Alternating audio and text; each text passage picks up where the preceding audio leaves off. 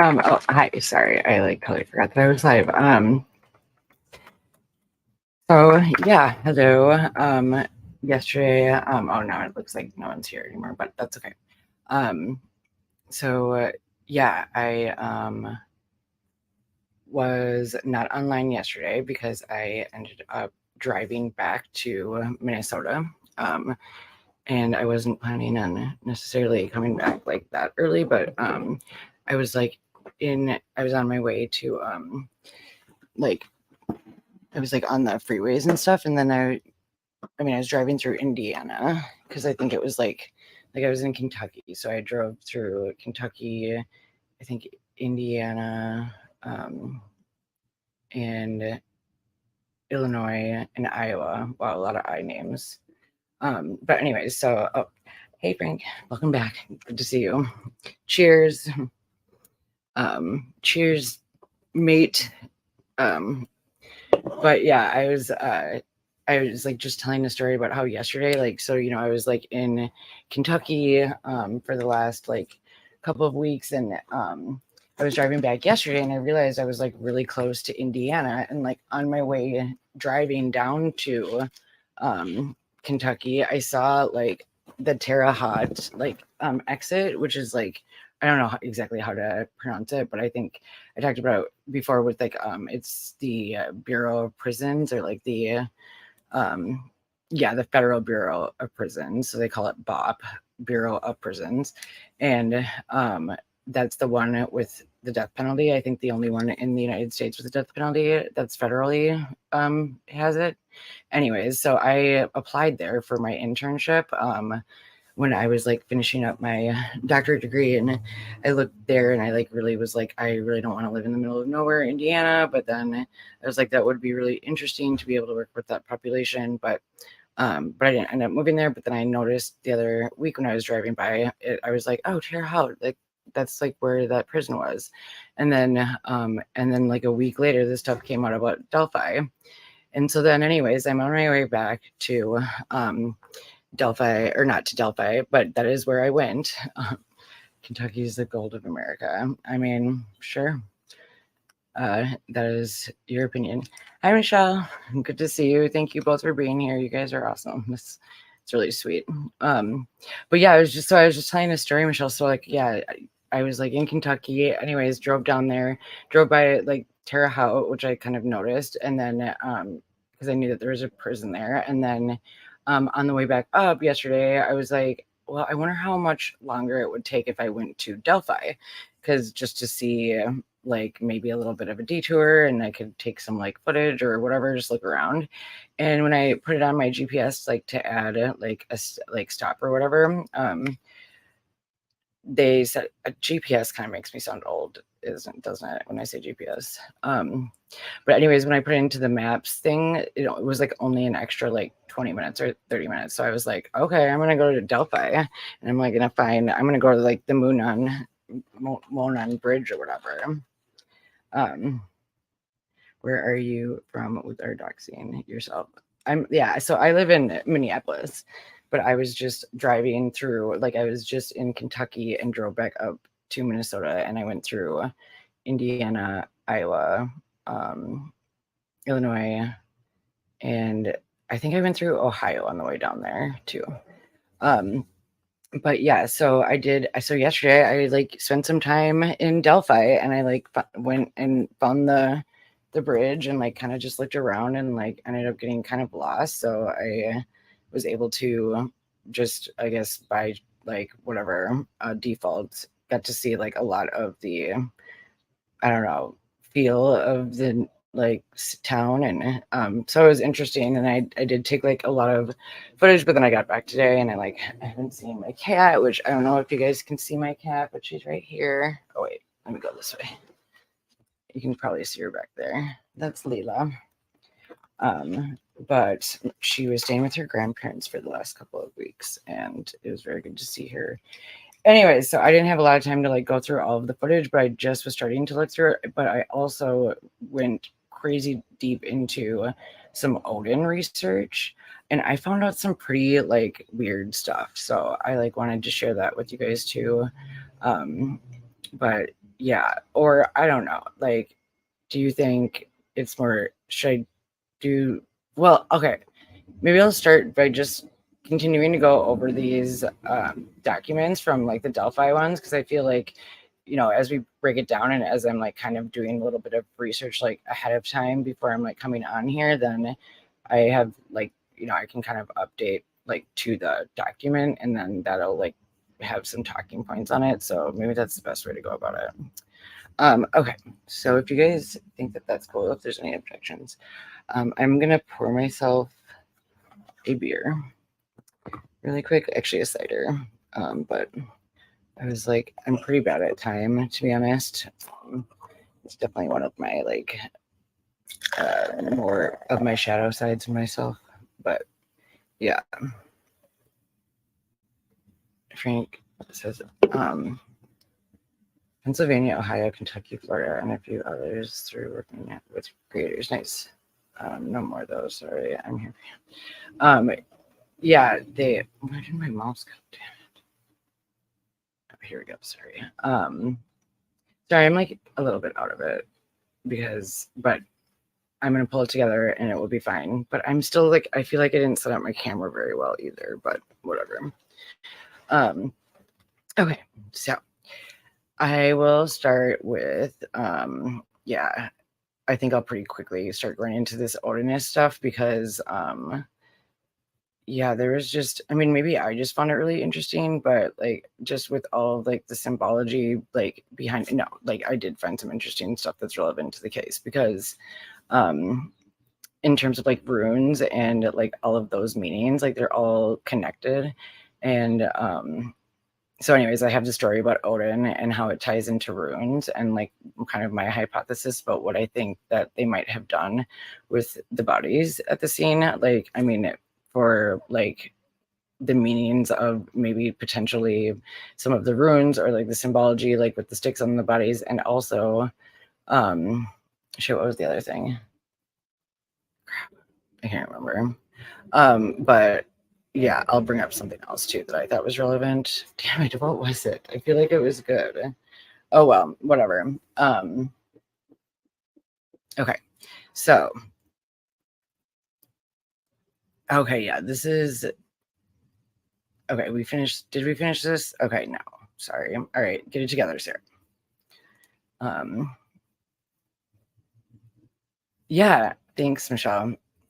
It is kind of exciting. I'm like, should I play like a clip or something? Like, but I was planning on making just like my own, like its own little video. But honestly, like making videos is a lot of work. And I feel like sometimes going live is just easier because I'm not constantly trying to like re-edit and be like, oh, you said that word weird, So, but I'm still gonna maybe try to compile some of those clips because yeah, it was interesting. Oh, and I drove by this biker bar. And there was like 15 or 20 like biker people outside of it. And so I like did a U-turn and I like decided to go get a beer. Thanks, Michelle. I appreciate your support. I agree. I think that's good. That is good advice. If it works best for you to do live, do it. Yeah. But like, so when I went into this bar, like I took a video of it too, and like they were all like revving up their engines. But of course, when I like got in there, like they had all just left. Like I literally watched them all walk out the door. But I did sit and have a beer, and I like talked to a couple of the locals, and I made friends with someone named Dave, and yeah, and I took a picture of that too. So, anyways, it was a fun little small detour to Delphi, and it was kind of exciting that it just like so perfectly aligned with this case, But anyways, okay, yeah. So, what I remember what I was going to say. So I have a hypothesis or like a theory about like possibly what the symbology of like the like sticks and runes that were left on the body that maybe weren't discussed in this, and I have like kind of I'll show you why I think that what I think, and then also oh my god, did I just forget it again? Damn it. Oh well, okay. I'm sorry, you guys. I'm like kind of slow today. All right, so.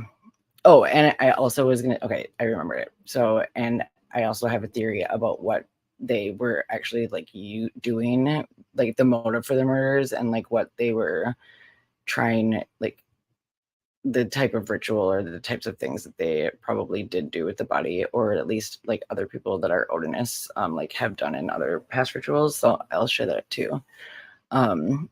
So just goes on to talk about how like he was smart to they're like it's basically impossible for him to be like so skilled to do all of this crime in such a short time span and not leave any DNA, but then be stupid enough to have parked his car out in the open and be like visible to a bunch of people that could like witness him and also admit to being on the bridge.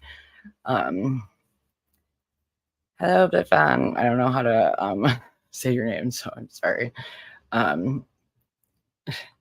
Frank, we can all be friends. Why can't we be friends? Yeah, actually, Dave was, I'd consider Dave a new friend of mine. So I wonder if it would be rude of me. I feel like I like my intuition tells me that Dave wouldn't mind if I like showed you guys a picture of him, but like us at the bar last night. But I also am like, is that like disrespecting someone's privacy to just be like, oh, ugh. But anyways, let me know what you guys think about that. So they said that, oh yeah, and we talked about this too, just like how Leisenby, which is one of these other people that were on the Unified Command team, which again is this like stupid made up team that they said like were in charge of the Delphi, like kind of the head, like are the leads of the Delphi investigation. But there was also like other people that were involved kind of like on the outer edges, and including Detective Ferenci, who was murdered at the FBI building in Indiana, and also the guy who murdered him worked in the he was a correctional officer in a prison. So anyways, and I think some of the stuff that this Ferenci dude was like uncovering probably definitely like had connections with, you know, these white supremacist groups. Like I'm sure that that was kind of the team that he was working on. They talk about it. He was like doing a special task force, which obviously they can't like, you know, disclose what it would have been. But I mean, you can imagine that it probably like if he was like kind of crossing over into the Delphi investigation, it was probably because there was some like overlapping suspects or characters or, you know, whatever. Maybe there's a lot of other crimes that have these types of symbols left around. I do feel like there's a really weird connection with this Idaho 4 case, and I have a couple of theories about that too. I'm not like super solid on my theories yet about those, but I feel like they're for sure like involving at least people from the same like group. You know, even if it's like maybe a different sect of the group, I still feel like they were, you know, done by people that were like involved with these organizations. So, but okay, I won't show pictures. Werner Schacht. The no DNA. Yeah, that's totally true, Michelle. Yeah, the no DNA in both cases is super weird. And especially because like it sounds like they both just were total bloodbaths. Like, I mean, but I guess that doesn't mean that you're gonna get blood on like out there. You know what I mean? Just because everyone else is bloody doesn't mean that like you nicked yourself. Okay, so I watch Murder Sheets on Odin. Okay, I don't know what Murder Sheets is, but yeah, the couple wouldn't have extremists, not the channel owners. What? Oh, I bet I know what you're talking about. Okay, well, I'm about to get extreme right now, like with some of the shit that I'm talking about, because I found some crazy ass shit online with these beliefs of these like Nordic pagan people. So sorcerers, if you will. So yeah, anyways, so this Leesenby guy testified that he thought that there was definitely more than one person involved. And then they asked him like, oh, does anyone else think that on the police force? And he was like, yes. And they were like, who? And he was like, Tony Legit. And they were like, oh, well, he just said yesterday under oath that he only thought I was one person. So they're like, cut you, but I don't think that's gonna really matter. So okay, here they say something.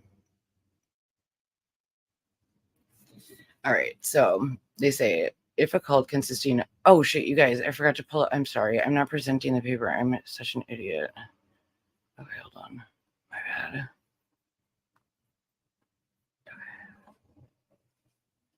No. Yes. Okay. Sorry about that, you guys. So, anyways, they say if a cult consisting of more than one person in a coordinated fashion lured the girls to the bridge, abducted the girls, and then collectively were able to perform all the tasks mentioned in the previous paragraphs, that perspective would cut against Legit's sworn claim that the murderer acted alone. Conversely, even more problematic for Legit is that stating under oath what he legit actually believes. Oh shit, sorry. I didn't need to read all of that. I thought I was saying something else. So that's just like reiterating the thing that I just explained to you guys. Or I just like explained that to you guys, but I just said out loud. So what? So they're basically saying Legit is definitely, they were like, Legit is obviously not interested in wanting anyone, including Judge Diner, to know that the evidence strongly supports an organized pagan cult as being the killers. I feel like that's a pretty like important sentence. But yeah, like why is he trying to hold that information? You know, that just really makes you wonder, like, well, yeah, like that's why like I have so many issues with cops for the most part. Like I'm just like, dude, like you don't need to be that much of a dick. Like it's just I don't know. It's just damn, I did it wrong again. I don't need to do this. Okay. So okay. Frank said Marishi's played an Odinite interview. They on Spotify, if interested, sometimes an interesting listen, mostly not. Well, yeah, that's pretty like on par with what I feel like I spend most of my days doing or listening to. I feel like I've been getting honestly like obsessed with pick a card tarot readings online. It's like honestly kind of an addiction, but it is nice to kind of get my mind out of like true crime, like because I spend a lot of time when I'm not online, like doing this stuff. And it's kind of like depressing, obviously. So then they say that he lied and intentionally concealed the evidence, blah, blah, blah. All right, so here's the interesting part. All right, so part 2, the evidence that connects the Odinites to the murders. What is Odinism? Okay. They said for Rick's defense team, it has been hard to gain a grasp on exactly how to define Odinism. So I'm going to try to help them with that. Because I felt the same way. Like when I was finding out all this information about Idaho 4, and there was just like all this like repeating themes and like just way too strange of parallels with other things. I just was like, okay, obviously there is something going on with this. And then I tried to start thinking of like possible, you know, things that could be going on. And definitely like it went down the alley of some type of secret society. I honestly thought it was like maybe a religion that was like living in, you know, like some like nuclear shelter, like fallout shelters, like in Arizona or something. But yeah, anyway, sorry, I like kind of just went on a little side note there. But yeah, okay, so they say that, oh, I got confused about how to define it doing the Idaho 4, but now that I came to this case and I feel like I'm kind of like seeing different aspects of kind of the same thing, I think I actually am getting like a pretty good grasp on like what this shit is maybe, but I mean, I don't know for sure. Oh yeah, I don't think I have a mod. I don't even know if, I mean, if anyone wants to be a mod, I like would be more than happy to have anyone of you guys. I would be honored to have any of you guys mod for me. But Yeah, but also you don't have to either. So okay, so this is how they found a definition. Oh sweet. Oh, thanks, Michelle. Okay, I'll try to look into it and figure out how to do that. Maybe I can do it now. I don't think I can. Okay, I'm gonna look into that after the stream. Thank you, Michelle. That's super awesome. Maybe someday if I like start making like some money off of this, I will pay you or something. Because I don't need slave labor on my channel. Okay. All right. So, anyways, the defense team found this article in the winter issue of the Southern Poverty Law Center's Intelligent Report, which I wonder, is it really called Intelligent Report or is it Intelligence Report? Identified as the nation's preeminent periodical monitoring the radical right in the US. What the fuck are you talking about? All right, so basically a liberal like group were tasked to kind of figure out what Odinism is, and this is their definition of it that they published in 1998. A neo-pagan religion drawing on images of fiercely proud boar-hunting Norsemen and their white-skinned Aryan womenfolk is increasingly taking root among skinheads, neo-Nazis, and other white supremacist groups across the nation. As Asatru leaders. Okay, so this is one of the runes, Asatru. And it means oh shit, hold on. I have all of this written down. Go on your mobile and go and chat. Other than that, Michelle comment on this. Yeah, cool. Yeah, because my like camera, like I'm using my phone for my camera, so I don't think I can like if I did it, I think I would like mess up my camera. And I have such bad luck with these things. I just don't want to mess with it right now. But thank you for that. Like, yeah, awesome. Yeah, so Asatru or something, leaders have opened prison ministries in the last 5 states. So, okay, Asatru is basically the same as Odinism. It's just like kind of like a sect, or I think they explain it further, like the defense does later on. They said leaders have opened prison ministries in at least 5 states recently, and that many jailed followers are heavily white supremacist. Yeah, many jailed followers. Oh, jailed followers. I thought it said jailers. I was like, yeah, for sure. But that's true too.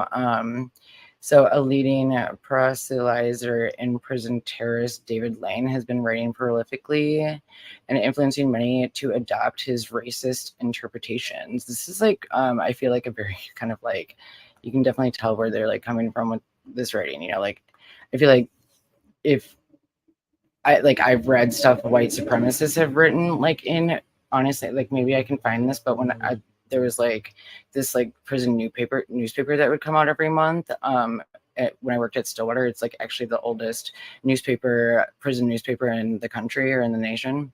But they always would be like, oh, it was so weird because it would be like, oh, look at what we did for Christmas this year, and then it's just like a bunch of skinheads like I don't know, celebrating Easter or some shit. And I'm like, okay, this is weird. I'm like, is this legal? Can they do this? But like, because of religious freedom, which is so strongly like held up in the United States to the point that it's just stupid and dangerous. And definitely shady as fuck because they don't pay taxes and stuff. And it's like a lot of ways to fraud people. But anyways, it's just power, anyways, if some white supremacist was writing about the people that wrote this little definition, they'd probably be saying like similar like emotional words to like describe it, like his racist interpretations. And I don't know, yeah, whatever. I'm being too critical, sorry, that's annoying. Bob Matthews, the late founder of the order of which Lane was a member, adopted a series of related beliefs. A Denver skinhead who confessed to the November murder of a man because he was black bears an Asatru tattoo. Some key Asatru leaders have known neo-Nazi or anti-Semitic backgrounds. Okay, yeah, duh. So I think I talked about this a little bit last time too, but I do see like a lot of similar philosophies or philosophical thoughts that are shared between like the Odinists and like Friedrich Nietzsche and some of his like more dark philosophies. I mean, Friedrich Nietzsche was like always really light, so he like it wasn't scary what he was doing with the darkness, if that makes sense. But you know, everyone kind of has this fear or belief that if you you know, if it gets into the wrong hands, that like there could be a lot of like damage done and destruction, which is true. So but yeah, so there's a lot of overlap with the Nazis and a lot of these runes, and also the Nazis had a lot of overlap with Friedrich Nietzsche's like philosophies and beliefs, like nihilism and the Übermensch. So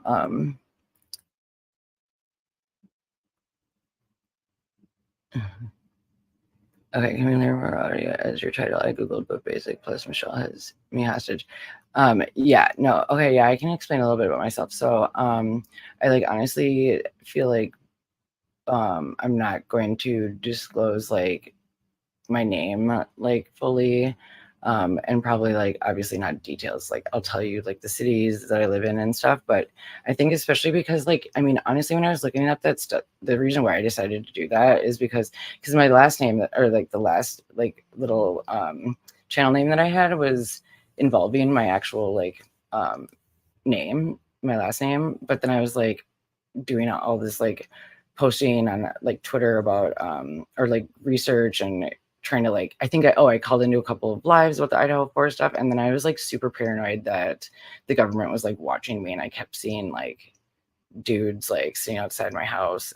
I mean, I'm sure that was just like paranoia on my part, but it was like super scary because I was like alone and reading all of these horrifying things about all these different murders and just creepy scary things. And then like I was like I can't let these people know where I live. Like I don't want them to know anything about me. So anyways, yes, I will give you oh, he said met your job. Yeah, same thing though. Cause so yeah, so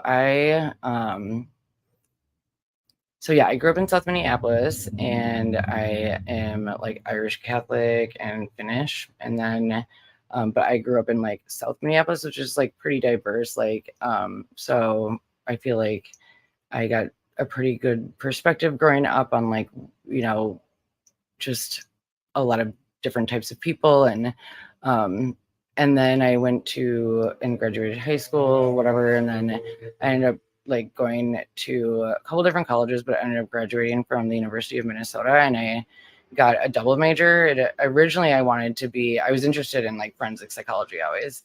So I originally was doing like I went to the school Mankato because I got like a like scholarship to Mankato, but I was there for like one semester and it just was like I don't know. I couldn't handle it. I was like, oh my God. Like, I started to hang out with like just some of like more of like the town people. And then I was like, you know, hanging out at trailer parks and people were getting arrested and asking for bail money. And then it was just like, and then like this guy that I was dating's brother died. Like,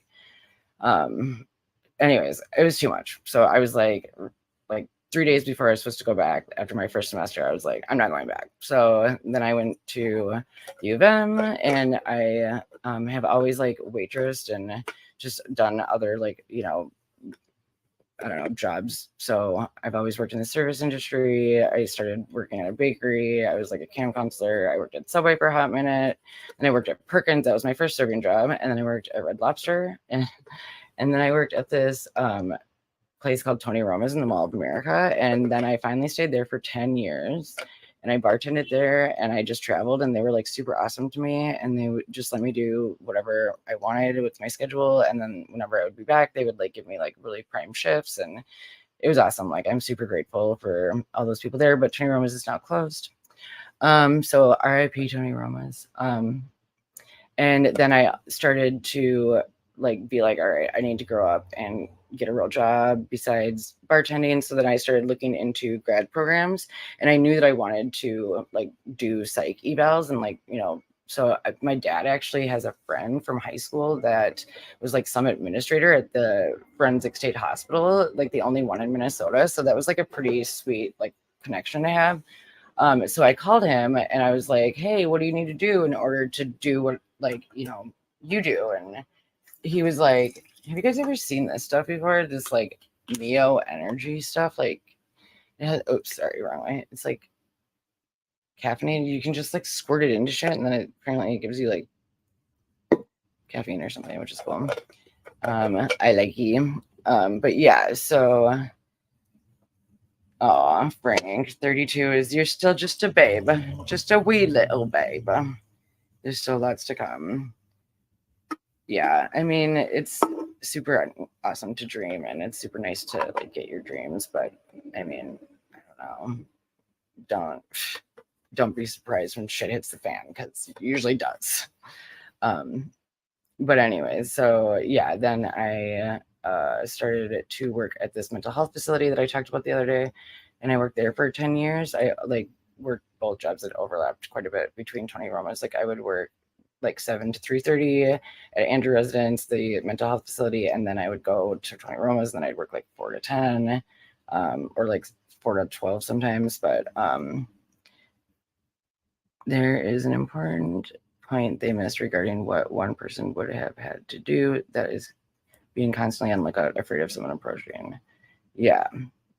I mean, who do you think missed that Lifton? I mean, because I think that that's what the defense is trying to say right now. Like, they're basically like, dude, he couldn't have done this without having, someone to look out and like someone to help him, like, with all these different weapons. And I mean, because there's this gun, and then there's knives, and then they were hanging them. Well, I don't know. I have a theory that they were hanging. So I'm sure that they'll like include it, like, but you're probably right. Maybe they should have like been a little bit more explicit about that, but I don't know. They made a pretty good point when they like listed these 92 things that Richard Allen would have done solely on his own. Like, I feel like they definitely kind of like nailed that point across, but yeah, okay, so they had everything. Yeah, that's true. Right. Good point. Yeah, actually that is a good point. I'm sure, yeah, hopefully they'll bring it up at trial. I have a feeling that like at trial they'll be like, a lot more like not boisterous, but maybe boisterous. Not loud boisterous, but like, uh colorful boisterous and with words. Yeah, so anyways, I'll leave that there about my life, and maybe next Friday or something I'll give you guys the rest of the shit that I did. But yeah, I have all of my like clinical psychology and forensic psychology training has been like through grad school programs, and then just like in the what is it called out there, out in the wild. So, and yeah, I'll get into that stuff. I feel like I have like a lot of different, like a lot of varied experiences, because I kind of like popped around and did a lot of different, I don't know, training, I guess. So, but I'll explain that next week maybe, because I don't want to like talk all about me. There was rope never investigated entry. Oh, for real, Frank? Okay, yeah, for sure, dude. Like, someone was hanging from a tree. I mean, okay, here, I'll bring this up. So Odin, I don't know, like the story of Odin is he okay, what happened? So he's basically the god of war, the god of death, and poetry. Hold on, I took so many notes on Odin, but okay, basically, so the tree of life, which is that tree that you see a lot of times in like Celtic depictions, where the roots like go down into the ground, and then like the tree like kind of like goes out, and then so yeah, so why was I just, I'm sorry, you guys, I'm like so kind of brain dead, please forgive me, but this cider will definitely make me think a lot straighter, so that's good. Oh, wait, hold up. Okay.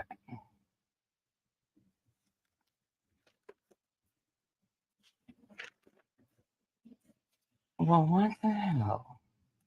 You guys, dude, maybe I didn't take any notes on Odin. Are you serious? No way.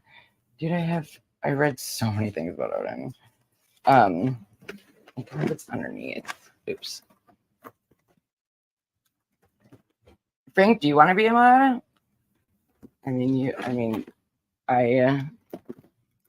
Yeah, I would be, like I said, grateful and honored to have you guys, yeah, mod for me. Okay, so, no, this is, all right. Thurastru. It like, okay, I feel like that's the same. Is that the same thing as Odin? Oh, you guys. Yeah, it is. Okay, it is. All right. Yeah. So, okay, let me tell you guys this little story.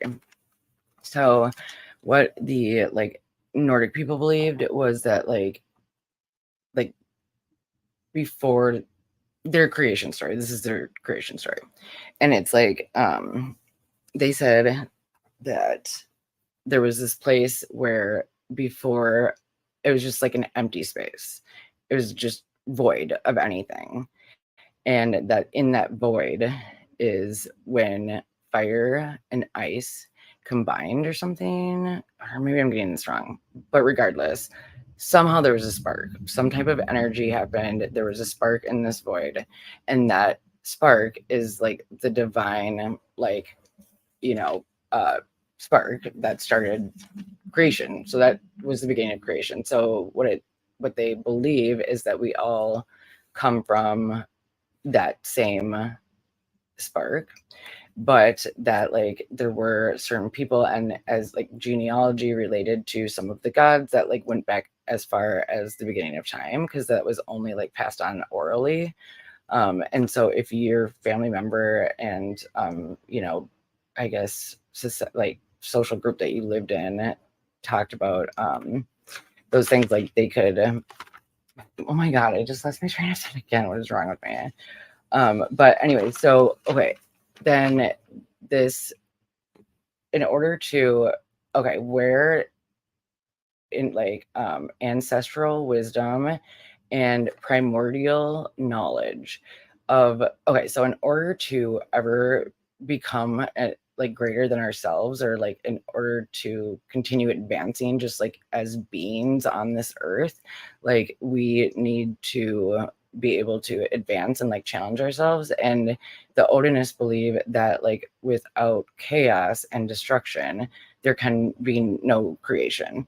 So they try to give balance to both the light and the dark, and they don't necessarily like judge it as necessarily good or bad, or like it's just kind of like dark and light.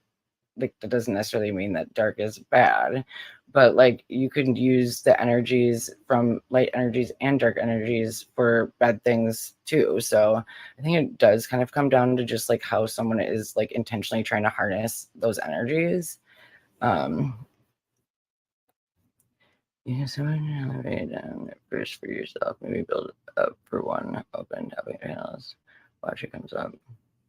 Oh yeah, I was thinking about that. Yeah, actually I made this like little PowerPoint. I was like, because I actually was like geeking out on the Maui shit, dude. I was like, I cannot believe this Maui shit. Like, I just got obsessed, and I was like, I gotta do a video. And then I just got really like, I just took in so much information, and I just was like felt overwhelmed, and then I was like, screw it, I'm just gonna do a live, and then I didn't do it. So good story, Sarah. Okay, I keep saying my first name. Anyways, you guys keep that on the DL because I'm gonna try not to be saying my first name. But all right, Maui. Let me show you this little like oh, the other thing with Maui too that's interesting that I think would be cool. Okay, do you know this person? Oh wait, I don't know. I have to share it. Shoot, I'm not good at this stuff. Okay, let's see.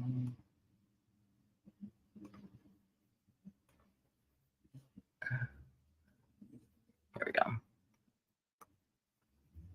This lady, and that's what I kind of wrote on my live too. I was like, let's discuss, like, call in for Maui. But then I was like, how do I do a call in? Like, I don't know how to like answer a phone on a live stream. I hardly even know how to like go on a live stream. So anyways, slowly but surely. But yeah, I think that that would be super interesting. I'd like to, I mean, I could invite people up, and I mean, if anyone wants to come up, yeah, maybe I should do that. But yeah, cool. Well, thanks for the ideas, you guys. Or like, yeah, for the support too. So yeah, but this Odin shit. So anyways, the Odin, he, in order to have access to the ancient wisdom, to like become greater than human, like a god per se, or on that level, like a deity level, like you need to I think Psychish should be, I kind of like that. Yeah. I mean, I don't mind ACAB either, but I mean, I do like, yeah, maybe I mean, ACAB can be my channel name, but maybe my name is Psychish. No, Frank, you're good. I like people that engage. And I'm totally a talker, so I can like definitely just keep talking too. But yeah, so Odin, in order to get to the ancient wisdom, he had to basically kill himself, but it was like halfway kill himself. So it was like zombie-ish. And in order, the way that he did that, he hung himself on the tree of life for 9 days, and then he slit his throat. And that when he kind of went into that, you know, ethereal, like, I don't know, purgatory-ish, like, you know, from a Catholic perspective, I guess you would maybe call it. And yeah, so in that state, he was able to gain the ancient wisdom, and so then he came back to the world here, and he was able to like gift us with that and the spiritual knowledge. But that okay, so anyways, that is that. And then another thing that I think is really important that they definitely touch on a lot is this, like, you know, the kind of like paradoxical things between creation and destruction, and between light and dark, I guess you could say. But chaos and order too is something else that keeps coming up.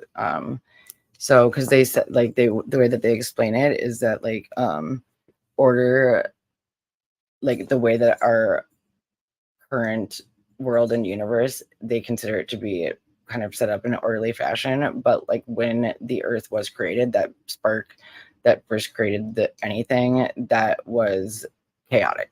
So from that chaos, they were able to get life. And like they believe that in order, like you can't really start something new without destructing something. And so like they have a lot of rituals around, like, you know, chaos and destruction, but also around, like, you know, like reaping rewards and order and blah blah blah.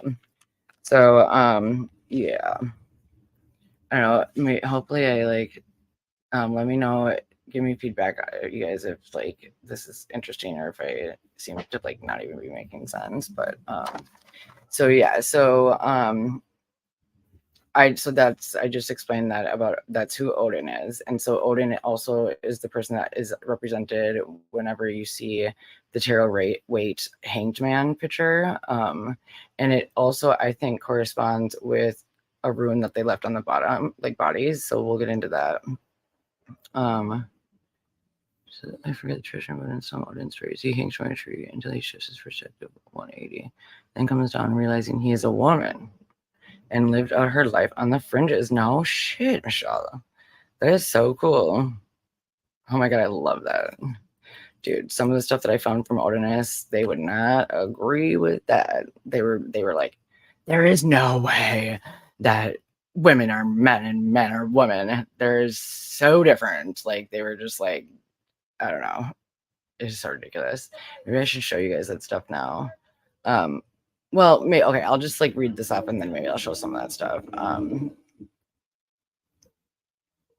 Yeah, that'd be cool, Michelle.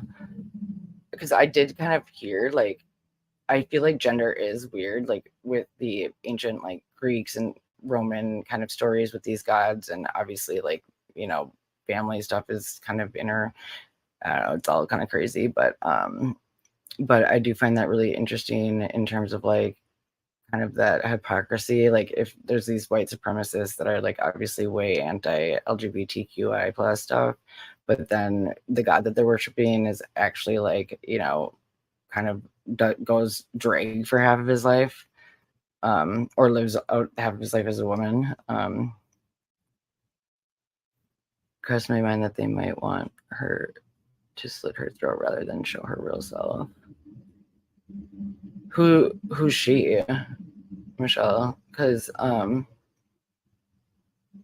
you talking about Odin?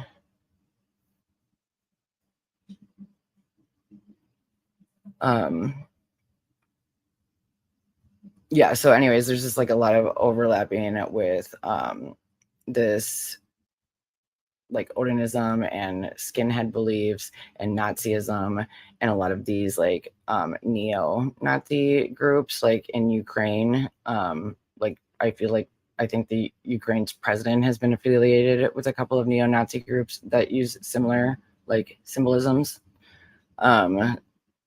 So yeah, and this is in 1997.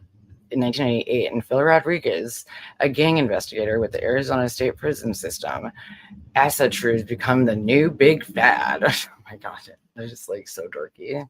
Okay, so when I've worked at 3 different prisons, and like I had to go through like at least brief orientation for all of them. Like I only did the full like 40 week for one of the times, but when I switched to the other prisons, like they still kind of just did like a couple of day orientation, and like in each of them they gave me a sheet of all of the different gangs, and it was like, you know, where they what they were called, like they're called STGs in prison, a security threat gang or group, security threat group. But then they had symbols that they used and like different words and like kind of the areas that they would find them and blah blah blah. And it was super interesting. And I like had that piece of paper forever. And I know for a fact I must have scanned it because I know that it was important. But I for sure wouldn't have thrown it away. But dude, I have so many books. But that would be interesting to look for because I bet there's like a lot of cool like things to look like, not cool, but some of those runes, I bet it would be really interesting to see on that sheet of paper. So yeah, and also just a reminder, like I am an ex-forensic psychologist, so I like was really turned off from the prison system because of some of the stuff that they're alleging in this report, which is interesting and kind of nice to feel like I'm validated a little bit, because I felt like I was completely alone when I was going through that stuff. And so yeah.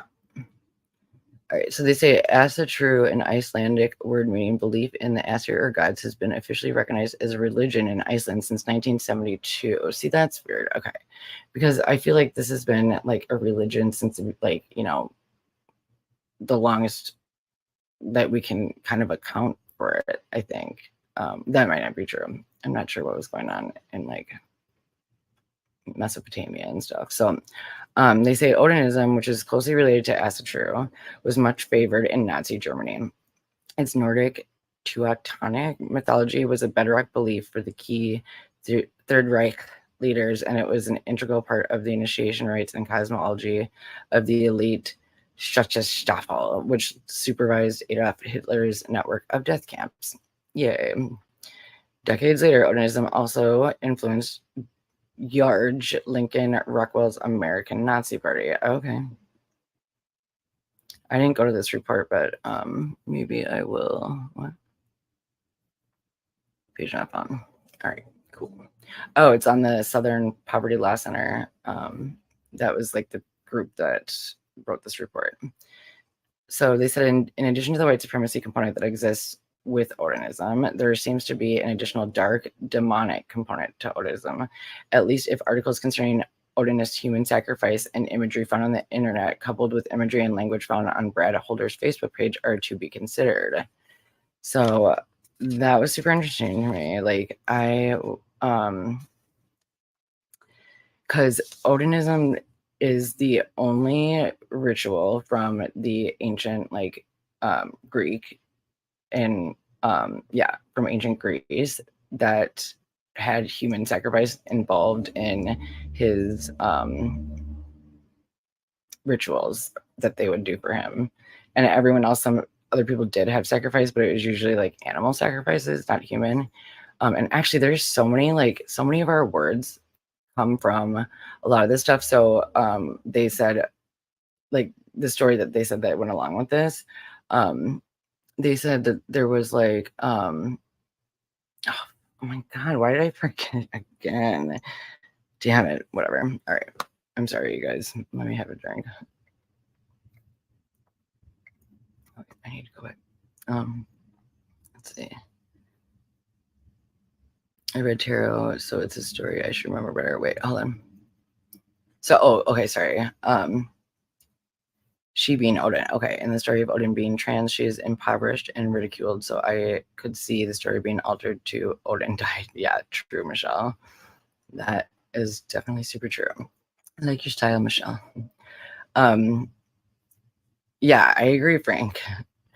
And yeah, Muhammad, who started Islam, was obsessed beforehand. Yeah, well, and I found so another like part, like, past life of mine, like, but in this lifetime, but kind of like a past life, was I ended up like I met this guy in Turkey, a Turkish guy, and I went and ended up working at his bar and like living with him for a while, and his mom, who is like Muslim. And I just like love Turkey so much. It's such a cool like country, and Istanbul is great. Like, but yeah, like the whatever, what's it called? The blah blah blah de Sophia. I can't. Why can I not remember the first part? I'm sounding dumb, but whatever. You guys probably know what I'm talking about. And if you don't, if you just like Google Sophia Istanbul church, it'll come up. But they found super old rune like depictions like in that church, which was built like in 300, BC or something. I don't know. Anyways, I'm not doing a good job telling the story, but yeah, there's some old ass shit, and there's so much overlap between all of this stuff because, okay, so yeah, what they said was like, Odin was one of the only gods that required human sacrifice, and so there was like, they went to Odin to like win this war, like some group of people did, and someone named it was like he was like in charge, so whatever, like captain, but whatever the old Greek name was for like the head of the like army or whatever. But he oh my god, I cannot believe that I just am forgetting. Why am I like nervous or something?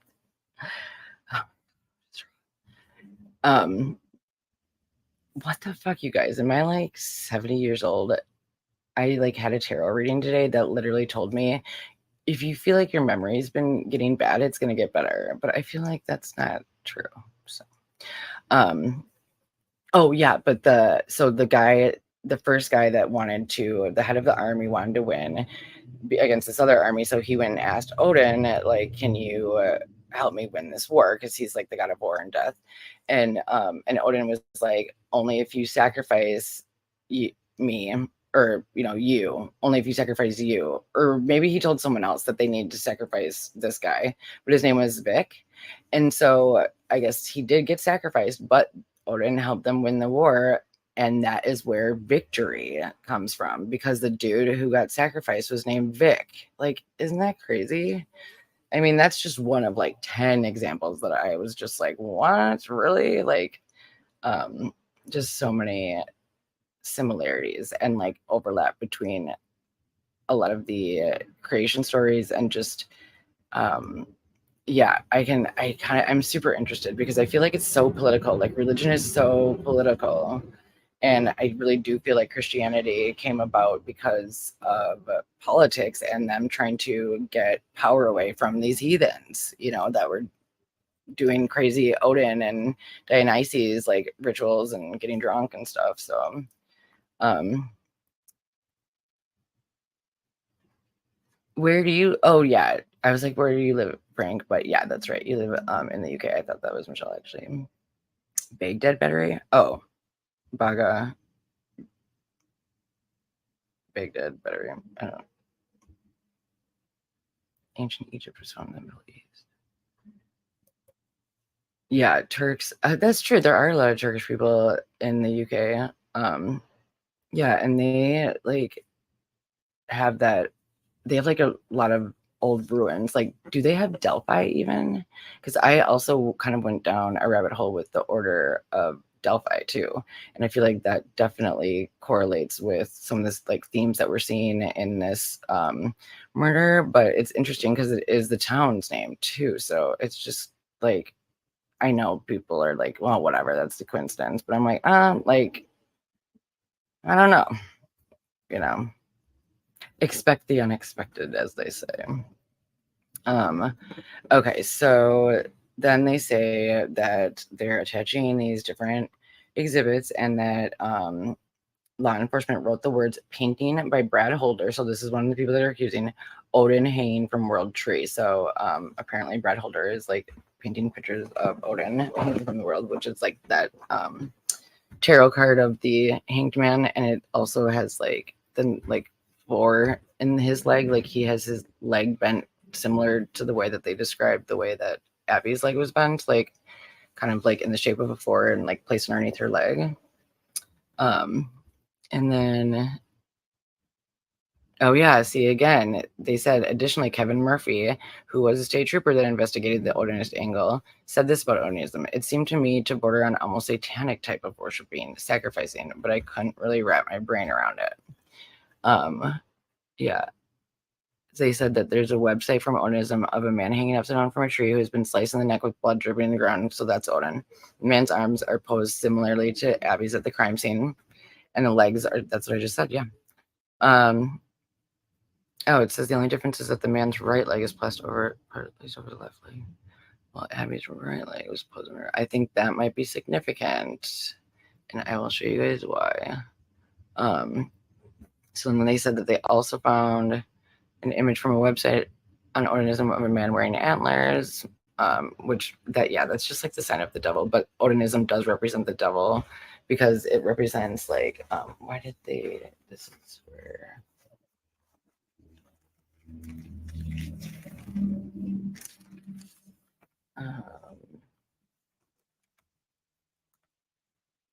The devil because it represents freedom from oppressive religious concepts, make individualized spiritual path for self away from religious notions of others, don't have to follow others. So seeking spiritual freedom.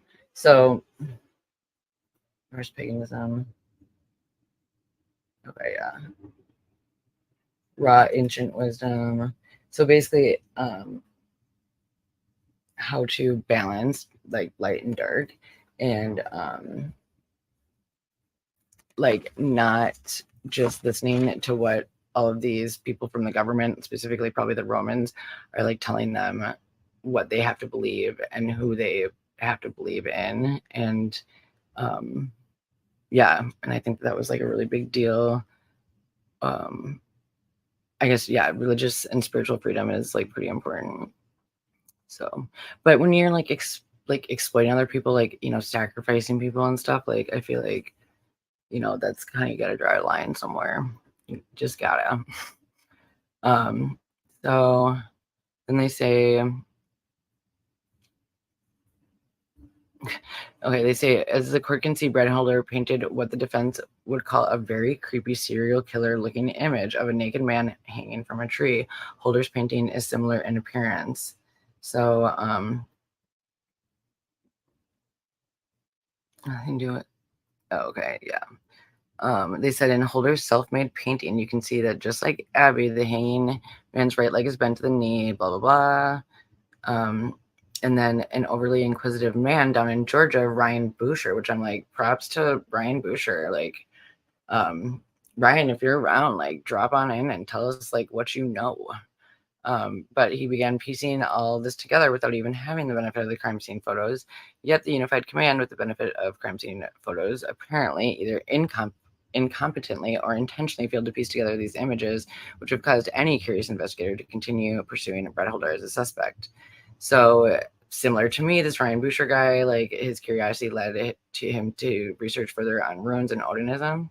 And he found an article that was a primer for an Odinist sacrifice. Oh, this is really similar. Why don't I remember reading this? It's funny because this is like what I did today, and I was like, oh yeah, I'm like getting to it, but apparently I read it like a couple days ago. Anyways, I'm sure I understand it much better now.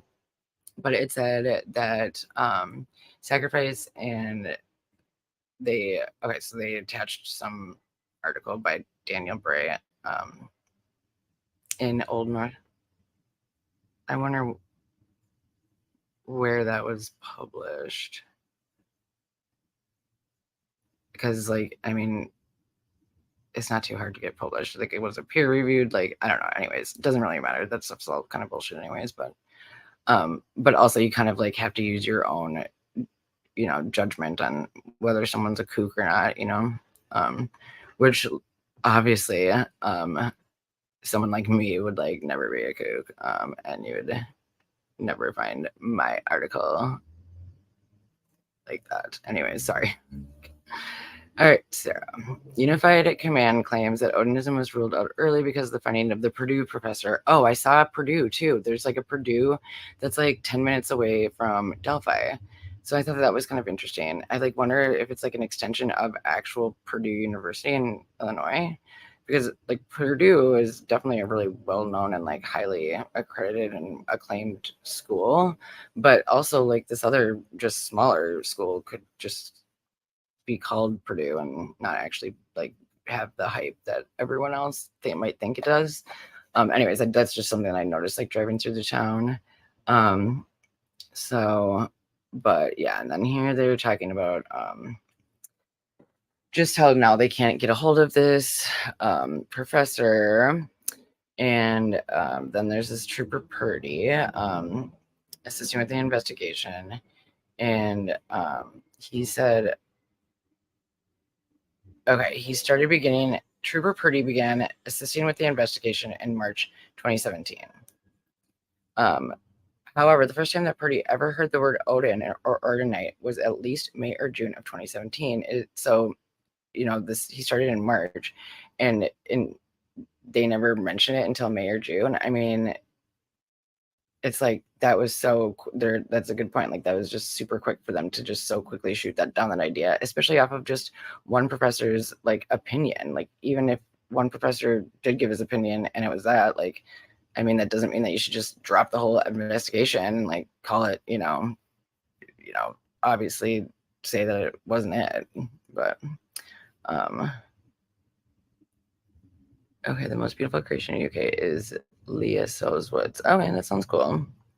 What's that place like? I definitely believe it. There's a lot of super pretty places in the UK. Odin and Allah had a war, so Abrahamic should be against as devil worship. I know that from church. Odin and Allah had a war, so Abraham should be against devil. Mm-hmm. So devil worship, like, so that's kind of like my deal. Like, it's interesting. Like, I was just shout out to Black Power Media. They're like one of my favorite YouTube channels. They have like a morning show that I like listening to every morning, and like it's a really cool group of people. And they had something that was on like before I signed on to here, and they were talking about like how it was basically like how to like make a resistance using spirituality, or like religiosity, and like they had the two professors that were like kind of going into like when Christianity was like first being seen like in the Black communities and like in Africa, like with the missionaries and stuff, and it wasn't like apparently until like the 1700s, and so it's like they were so easy to like be able to quickly like get them to like just kind of not necessarily like abandon, but like I don't know, like buy into this idea of like this. I don't know exactly, but it's like, yeah, it just seems like yeah. So yeah, you guys, I'm sorry that I'm like sounding stupid, but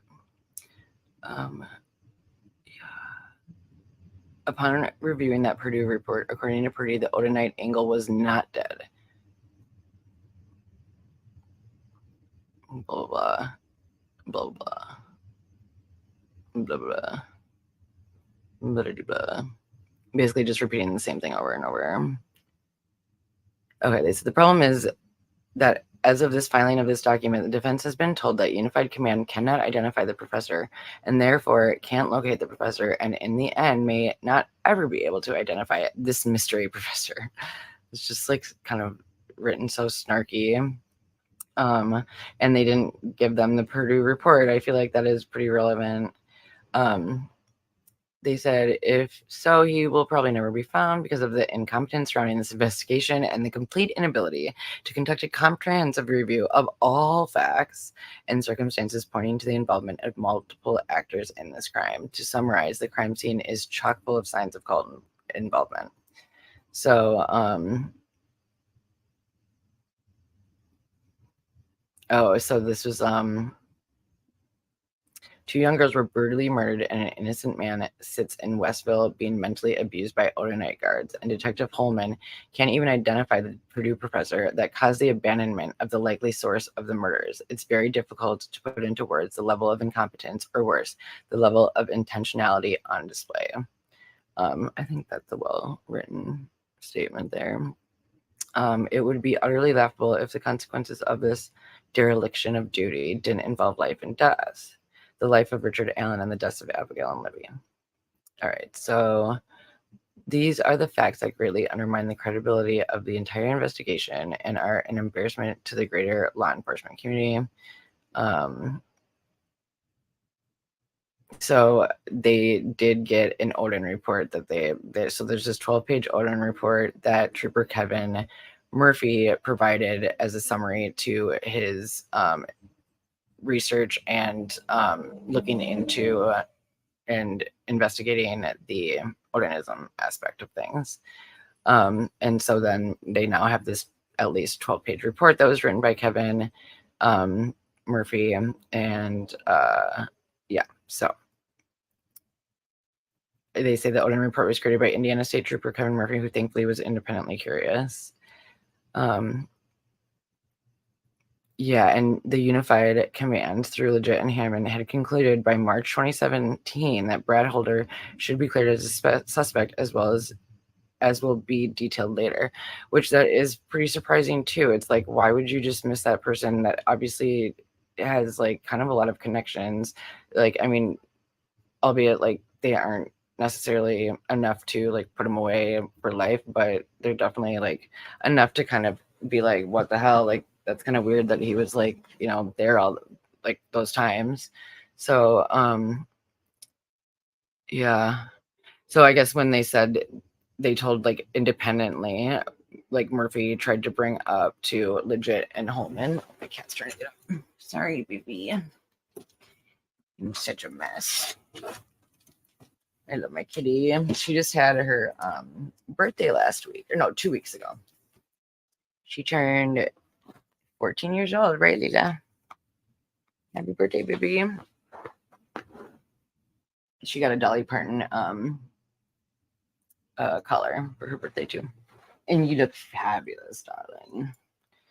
So, okay, I guess Legit and Holman both separately said to Murphy, Kevin, when he was doing his investigating, that Brad Holder was not a suspect, but he continued to kind of like go down that alley, and then he started looking into this guy Elvis in Rushville, and apparently that's 126 miles away. And they said fruits from this investigation ultimately boomeranged Murphy, as well as law enforcement officers Greg Ferenczi, the guy who died, and Todd Click back to Brad Holder, and therefore back to Odinism. Okay, let's see. Oh, sweet.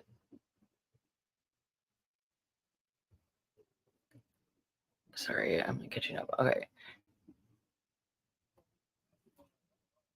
The O9A is coming. Order of the Nine Angels in the news.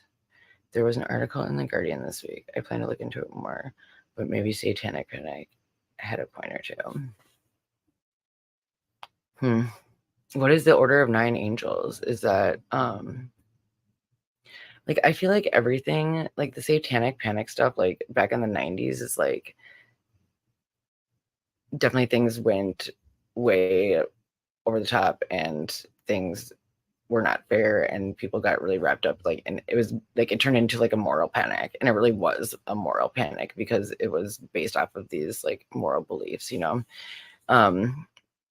and but I feel like there is definitely, I think, something to these things that we keep seeing. So, I mean, I think it's good to like do everything in moderation. So, even though we should probably like look at it with an like inquisitive eye or like, skeptical eye to be like, why is everyone now just scapegoating all of these Satan cults? But yeah, but also like keep in mind and be open to the possibility that like this shit has been going on literally for thousands of years, like in these like elite levels of society. And yeah, so it's not really that crazy to like think that maybe some of this stuff, maybe they're just getting that much more what's the word, like it was like on the tip of my tongue, I guess, just like bold with their crimes. Oh, that was something else that I said in Delphi yesterday when I was driving down that road that was pretty close to the high bridge. There was like really, really nice houses. And I was like, dude, I wonder if like, I know that they said that was on that one guy's property, but I'm interested to know who has like adjacent or like, side by side plot and land next to where they were found, because I feel like it also might be like a warning or like kind of like a threat to people. Like maybe the runes on their bodies like are saying like you better watch out or something. Or maybe like one of the kids were somehow like affiliated with someone that lived around there or something like that, I don't know. That was just something that went through my mind as a possibility. All I was, oh wait, sorry, I didn't do this. Sorry. Allah was a pagan god, but Abraham. Oops. Oh yeah, thank you. Happy birthday, Kitty. Allah was a pagan god, but Abraham believes it's God's name honor his thousands most clash and yeah, right. Is that the Crusades? Funny, that's cute. Yeah, it's a pagan Nazi thing that is into sacrifice. Yeah, I feel like I think a lot of people that might be trying to use some of these very like archaically shared symbols. I mean, so the runes, and that's how it gets connected to the runes too, is like, they're a tool of divination. So they also help to get in touch with those in the spirit world. So they just don't have the same, like, obviously physical world that we do have right now, but like they can still connect, and it's a tool to connect with them in on that other side. And then also like tarot is too. And they shit, what was I gonna say about Oh yeah, so there are all those shared symbols, like, so there's 24 runes, and like I feel like it's probably pretty similar or the same idea as like the Fool's Journey of the major arcana in the tarot. And I feel like there's like probably a lot of like corresponding energies. Like we were talking, Michelle, last time that there was like, that overlay like between the Hanged Man card, well, and then the Tower, and then also like Judgment and the World. Like, so I feel like there's one more too. Probably like the Double. So Nazis, Frank, well, the Nazis have always been into palm. Chaos plus order. Yeah. Yeah, that's true. I don't get neo-Nazi. It means next to neutral. Yeah, I don't get neo-Nazi.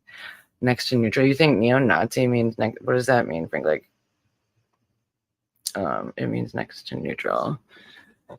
I feel like neo-Nazis are like not that great, But I also don't know a lot of like this is like the first time that I've ever like. I mean, if the fucking government got a hold of my search engine, they'd be like, this bitch is crazy, and she's gonna like go try to like do some bad stuff to some government something. But yeah, neo does mean new. Oh, I see, Frank. Yeah, neo-Nazi, it means next to neutral. Oh, I get it. My bad. I am so stupid tonight. All right, so forget that.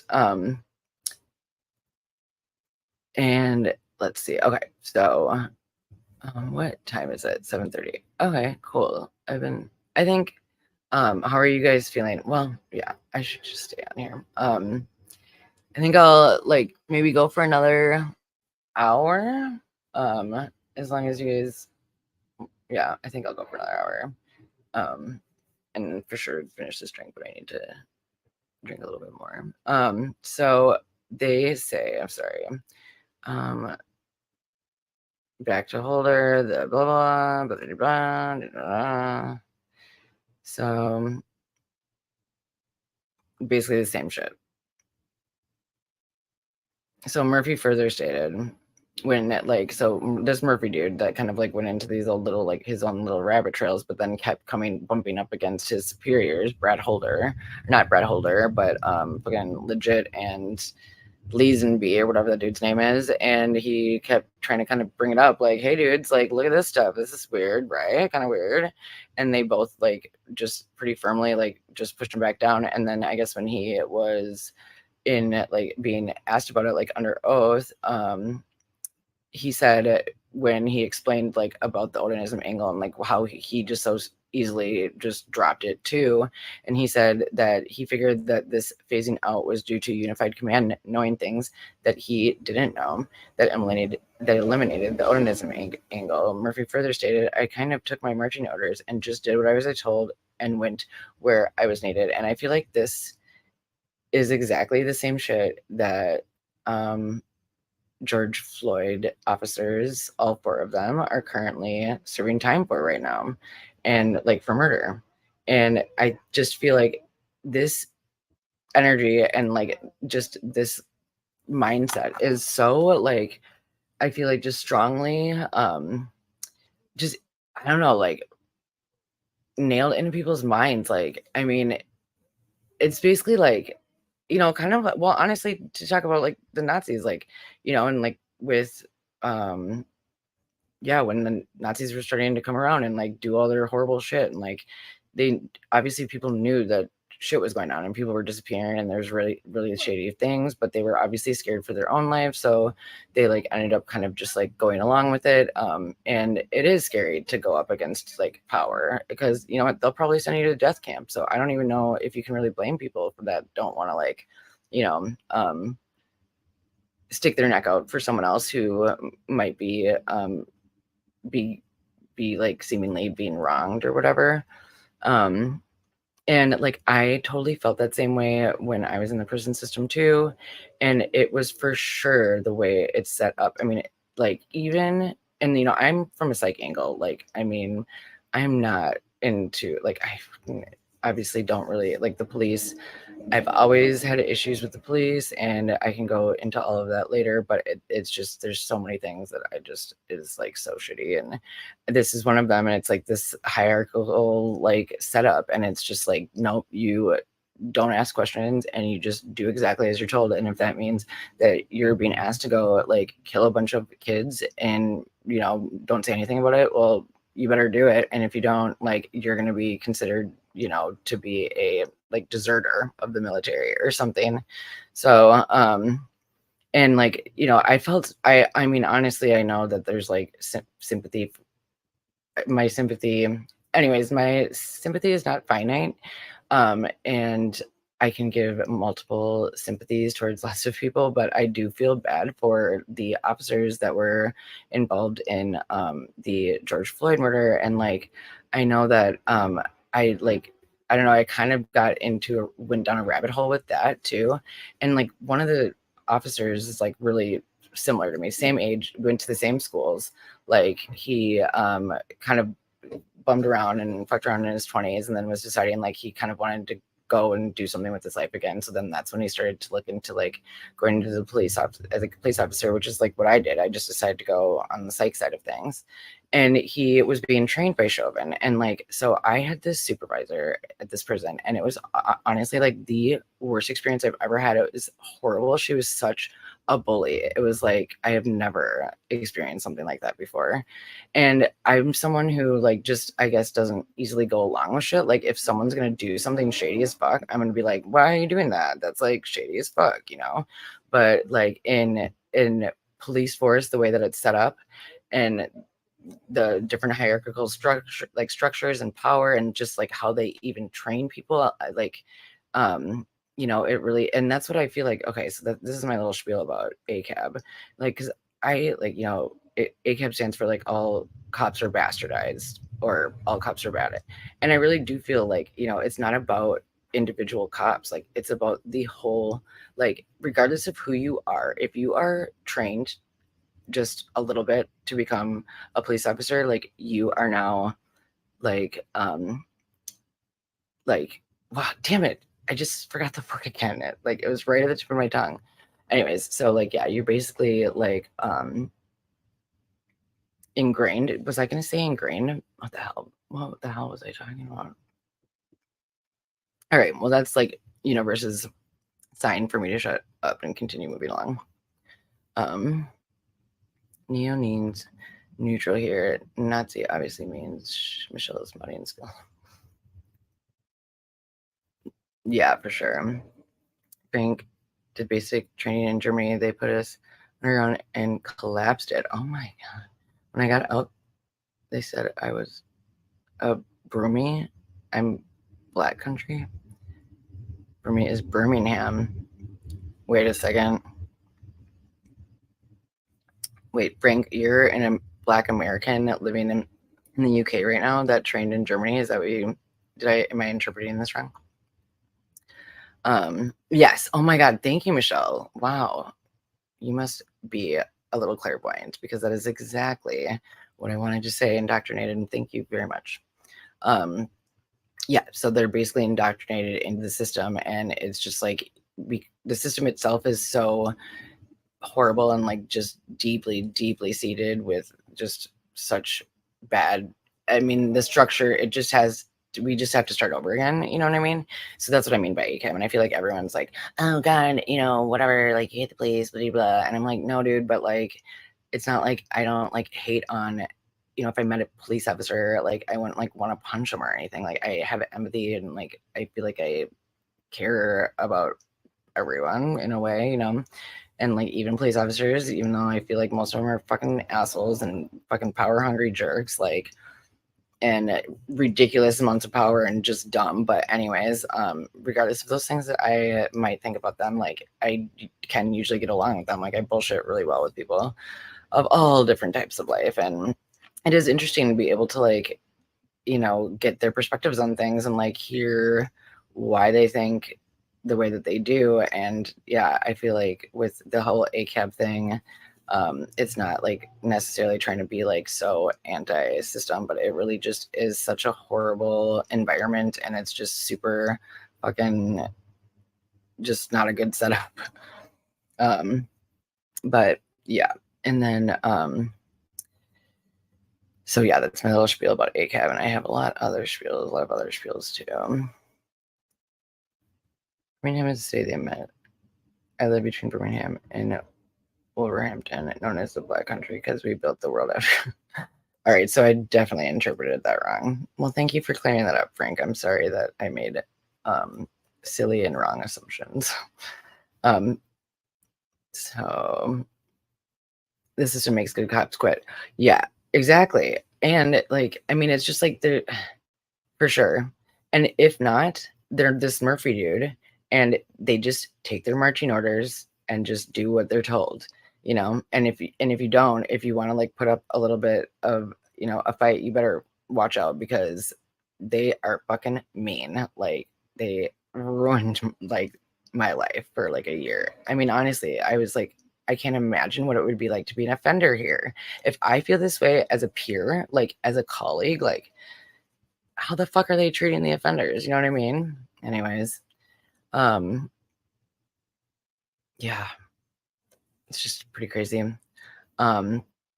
So anyways, yes, spring for sure. Oh my God, I really do want to get back over to Europe. Like, I went to Italy with my parents, like on this like silly like bus tour, with a bunch of like 70-year-olds, and it was like super awesome. There was like me and like one other like 15-year-old person or something that was there with her grandma, and I was like with my parents, and I was just like, but it was super fun. Like, the bus was a cool way to see Italy, and I had never been to Italy. It's really pretty and old. Like, Rome was awesome, but just being back over there, just like I want to go back over there again. I like love Europe, and I definitely love like the UK too.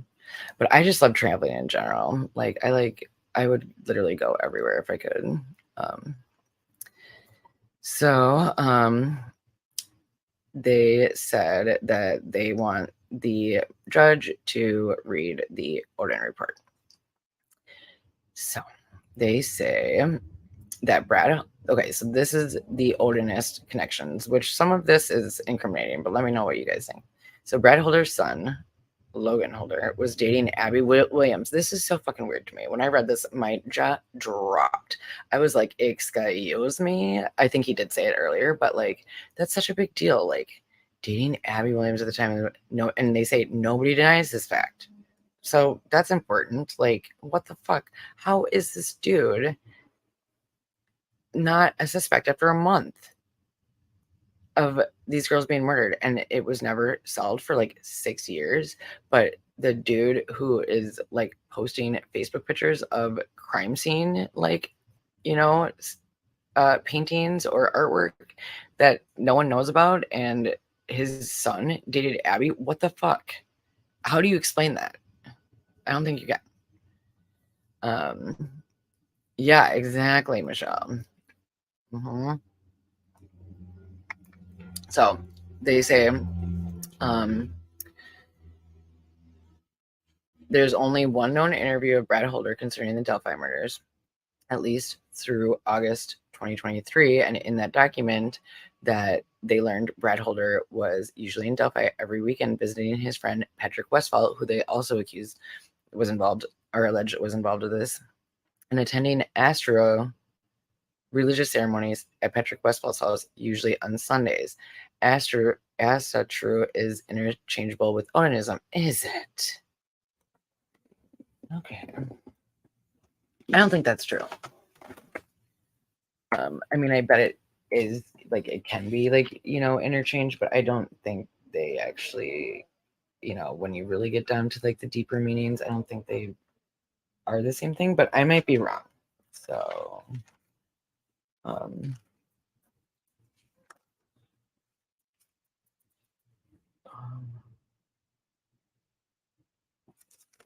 I don't know. So, oh, and the other thing too, I should write this down. Like, do you guys think it would be interesting for me to like kind of dive into some of the earlier research that I was doing like in January on some of these really similar themes that I'm seeing in this case and the Idaho 4 case that I think are really overlapping. Like I found a lot of themes of Loki in Idaho 4, which is so fucking weird. And then here it is, Odinism. Like, why? That's fucking weird. I don't know what to think. Anyways. So, but oh, okay. So this is all right. I'll sift through all this stuff because it's kind of like so these dudes dated these chicks, or one of them was like married or something. So this Amber Holder, she's married to Brad Holder.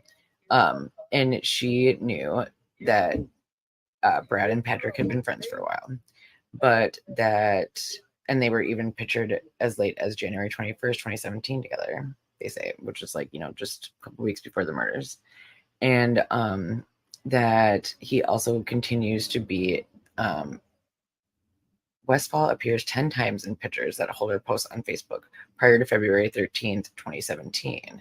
However, after February 13th, the day of the murders, 2017, Westfall does not appear in any of Holder's posed photos. What happened? So Amber Holder, Brad's wife, said that they got drunk one time, and he told her that he and Patrick got in a fight because they were like out in the woods doing some ritual, and Brad, who did something? Either Brad did something. Oh, okay. So it sounds like it was probably Brad that did something that insulted, or that Patrick was insulted, or that's just kind of what I'm taking from it, but I don't know for sure. One of them said or did something that the other did not agree with, and they no longer talked to each other. She said the river was near Patrick's house. No, Brad has a Facebook post with him and Patrick together. Oh yeah, you said that. So they also have an interview with Patrick Westfall. So it says Patrick Westfall. Okay. In his interview, this Patrick Westfall, again, one of the allegedly, that the defense is accusing, saying allegedly committed these crimes. Patrick Westfall describes to law enforcement that Asatru, or Odinism, or Odin, or I don't know, somehow the words do kind of sound similar.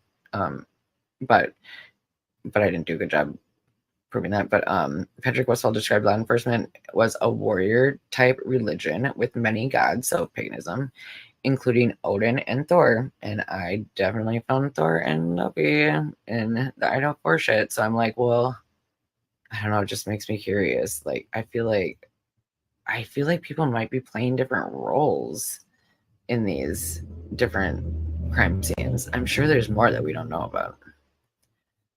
Okay. So they said that the blah blah, they haven't turned over the tape, so they just have the transcripts for it.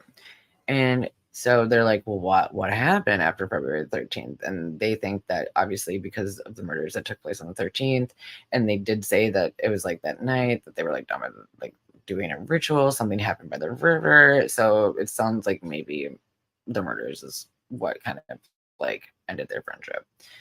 So, when interviewed a second time, Amber said that she had another conversation with Brad, and that she asked about Patrick again. And wait, under the ruse that Amber's girlfriend had a date with Patrick. All right, so she's like trying to pretend like she was doing undercover, and she's trying to get more info from him and like helping out the cops, which is fucked up that they're putting her name in here, because these dudes sound super dangerous. But yeah, so she was like, yeah, my girlfriend had a date with Patrick. Like, what do you think about him? Like, tell me more, whatever. And so then this is what she said. From the 12-page Odin report. Quote, Brad became very nervous and told her that she needed to stay away from Westfall or that she would end up dead. She said that Brad told her Westfall and his crew was responsible for the murders of the girls in Delphi and a fire that killed 2 girls. What? Oh, what? Oh my God, you guys.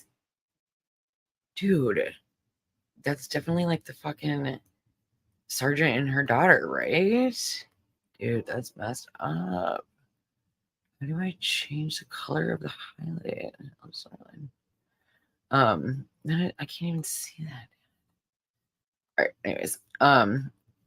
Sorry, but that's pretty crazy.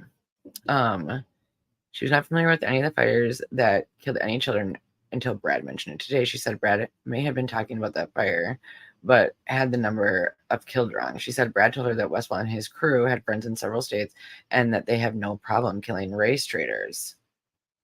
I asked her to clarify race traitor, and she said she believed it meant white people who mix with other races. Emmer said that Brad told her that Westfall belonged to a group called the Vinlanders and 22, in quotes. Brad told her, okay, that might be significant to the number 22 movie. Brad told her that Westfall, I wish I had a way to underline this in a way that wasn't stupid. Brad told her that Westfall had many people backing him up and powerful friends. She said, I believe that. She said that I bet powerful friends like the sheriff of the county and the prosecutor. She said, or the AG, she said that Brad was very nervous while telling her these things and was whispering like he was fearful someone else would hear him. She said that throughout the conversation, Brad was constantly telling her to stay away from Westfall. He told her that Patrick had killed a lot of people and it didn't matter if they were innocent or not. Amber truly believes Brad is scared of Westfall. Well, I mean, I feel like she would say that. It's her husband. So prior to Amber leaving, she said that Brad told her to stay off Westfall's radar. I can only protect you so much if you keep asking questions. Basically, just being like, bitch, why do you want to know this information? The more information you know, the more that puts you at risk. I feel like, but it's because she was asking for the cops. She was probably not stupid enough to actually have done that in real life. And that's why he was like, probably like, hey girl, act right. This is dumb. Don't, quit asking me questions. He also told her that if Westfall found out she was married to him, that she would be in danger. Brad also questioned her. Brad also questioned her on why Westfall would be going on a date that he was under the impression that Westfall was married or engaged to someone. So I bet Brad was like after, I would be paranoid. I'd be like, what's that bitch up to? Like, first of all, like, why is she asking me all these questions? And second of all, like, her friend went on a date with him, like he's married. It's weird. I'd be like, this is a little sus. Abby left Logan. He was obsessive, but Brad said nah, they were in love. Really, Frank? That was in Becky's statement. It was February 2017. They fell out over what happened in a ritual DM. Why did Mayor become prosecution? Right.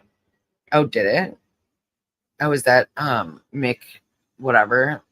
Mick M or something? I cannot remember what his like second part of his last name is, but yeah, they did mention that it was 26 days before the election.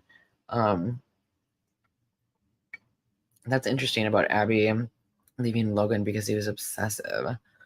But Brad says nah, they were in love. Well, Brad would say that if he wants to murder. Okay, so they said, what would an investigator do when they found out this information? They were like, basically, they weren't a good investigator because they didn't do this. It appears that Unified Command did nothing. Well, it doesn't appear that Unified did anything. Double negative. So, oh wait, whatever. Scratch that. I don't know. So they were like, why didn't they? Blah blah. What else linked her to the crime? So they're like, here's some more evidence. So on April 7th, 2017, so this is like almost exactly 2 months after the murder, Holder posted a photo of a hand marked with the exact rune found on Abby's body. I fucking want to see that so bad. Okay, I'm gonna pull up that court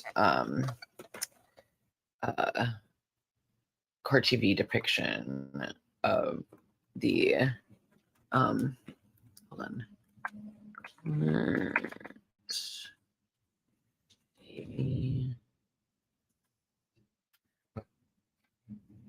Perfect.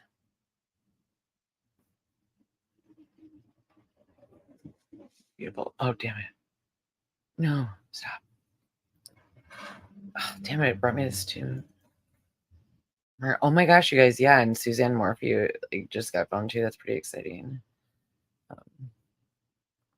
bet Barry shit in his pants. Delphi takes Abby. Okay, so all right. Oh, Reddit. Thank you. What? Damn it. Okay, so I did prep for this part of the I like said I was going to compare the runes to, like, I downloaded pictures of all the runes, but I didn't download pictures of the diagrams for some reason, so I'm sorry. Kind of had my ideas of like what they were just in my head, but I don't know why. Images. Save link as. No, it's not a link. I wonder if I can just. I'm going to take a screenshot. Control. How do you take? Damn it, I always forget how to do it. Damn it. Okay, you guys. So maybe I can. I'm sorry. This is stupid that I didn't get this ready. I have everything else prepped though. I promise. Wait. Okay. So.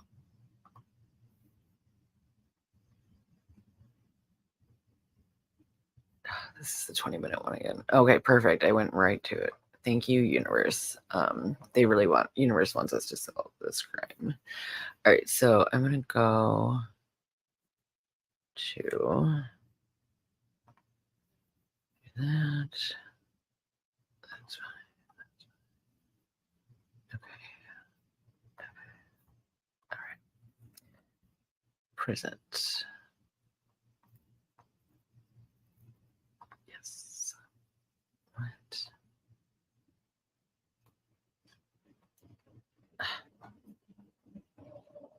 Where? It's like not really letting me. Well, we'll see. Okay, cool. All right, so here are the illustrations.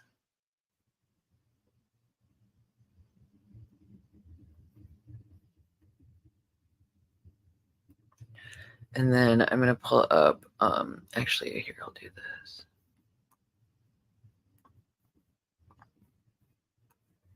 Okay, there's that.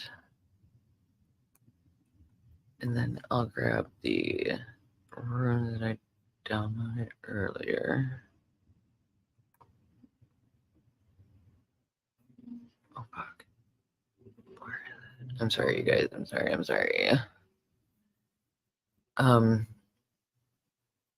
Recent? That word? I'm so dumb when it comes to this stuff.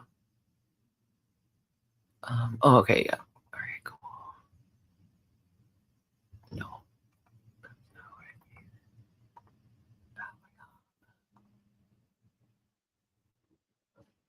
Okay.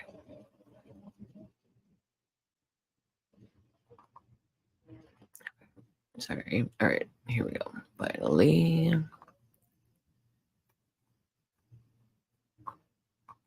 Okay.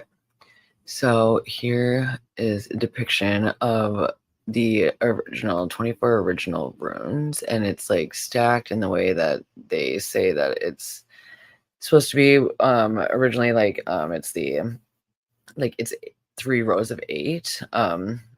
So oops, shit, damn it. Okay. All right. We're good. You might not be able to see. Damn it, you guys. This sucks. Well, anyways, I'll get this shit figured out eventually. Like, as I continue to do this, I'll obviously know what I'm doing a little bit better. So thank you all for your patience. Okay, so I'm going to share just my entire screen. Okay. Present. Oops. They fell out over. Yeah. Frank, what's your theory, dude? It's crazy, but it makes sense. Oh, yeah, I definitely understand that. I 100% understand that. All right, hold on. Let me present my little. I'll do the whole. Oh, what? Is it giving me the option? Oh.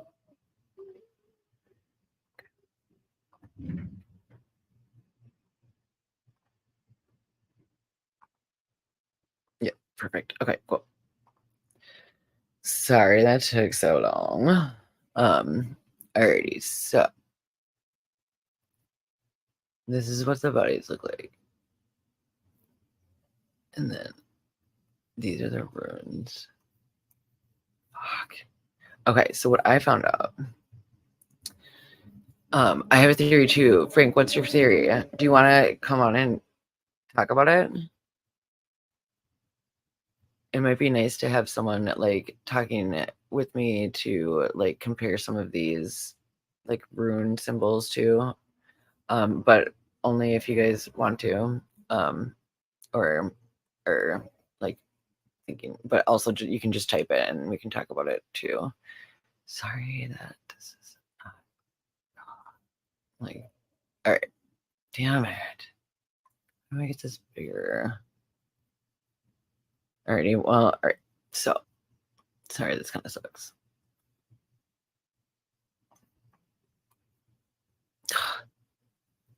All right, whatever. All right, cool.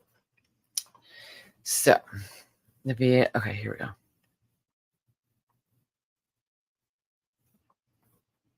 Oops, shit. Where? The V on Libby is 3 Mason, by the way, which BH was Brad Holder was obsessed with. The V on Libby is 3 Mason. The V on Libby. What is 3 Mason? Yes, I agree, Michelle. So okay, so Frank, you're saying it. Okay, the V on Libby. So here's Libby.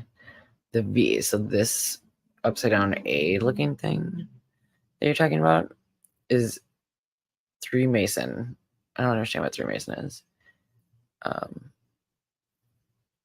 Oh, are you talking about Masons? Did you mean to say 3 Mason? Is there like something special about a 3 Mason or but is the upside down V, or no, is the V the symbol for Masons? What I found a lot of with like very basic art and symbols was that there's a lot of use of like these V's to explain and show like the 4 different elements that are used in sorcery. So like there's like a certain depiction or symbol for earth, and then water and fire, and whatever other one. What am I missing? Earth. Oh, wind. Earth, wind, fire, water. I might be missing something else. But yeah, and they like are a lot of like, like a triangle with 1 through it. So, well, should we look that up? Hold on, let me. Okay, let's see. What should I say? Symbol again. Aha. Very nice, very nice. All right, here we go. Right there. Perfect. What is this? I'm going to download this. Wait, what the hell? God damn it. There's always so many stupid. Table of contents. All right, all right. Spirit or ether. I don't know why this always does that either. Sacred geometry, pagan symbols and patterns. Tree of life. Oh, cool. This is cool. This will be very helpful. I will send this to whatever. I'll forget this. Yeah, save pages. Whatever. Sorry. I'm sorry. I shouldn't be doing this. I can do this later. Okay. So, oh my God. Okay. Just save. So, let's go back up and look at the symbols. So, what? So, okay. Depending on how you're looking at them, it looks like she may be, okay, let's see if we pull this up.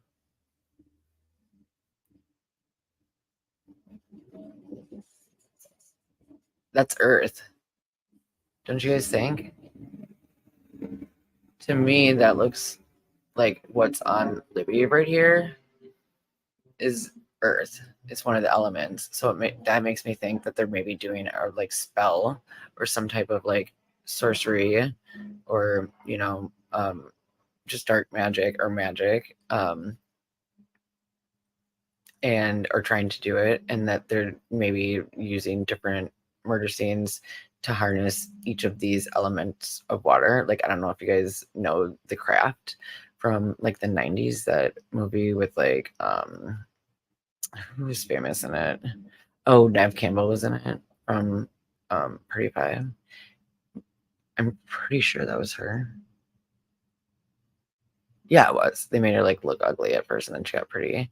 And then another one, lady that you probably recognize. And anyways, it's a good movie. It's cool. I mean, it's not that good of a movie, but it was cool when I was like growing up. Anyways, the four of them, there's like four girls that like are going to high school together, and they start like learning and getting into some of like magic stuff, and they each have an element, and then they end up doing some really crazy spells, and then one of them turns like really dark and uses whatever. But yeah, so but see, oops, I missed this. Oh shit, oh my god, my stupid computer. All right, so like a third degree Mason. Not tonight. Molly would shame and kill me. Help. She loves me. I hope. 3 Mason. Look up field artists that are stars now. Wait, what? Oh, I don't, Frank. I think maybe you've had uh, a little, bit of wine. I know this from as a kid researching my name. I'm Goddish. Get up the runes for Frank for fun, but wow. Oh yeah, that's true.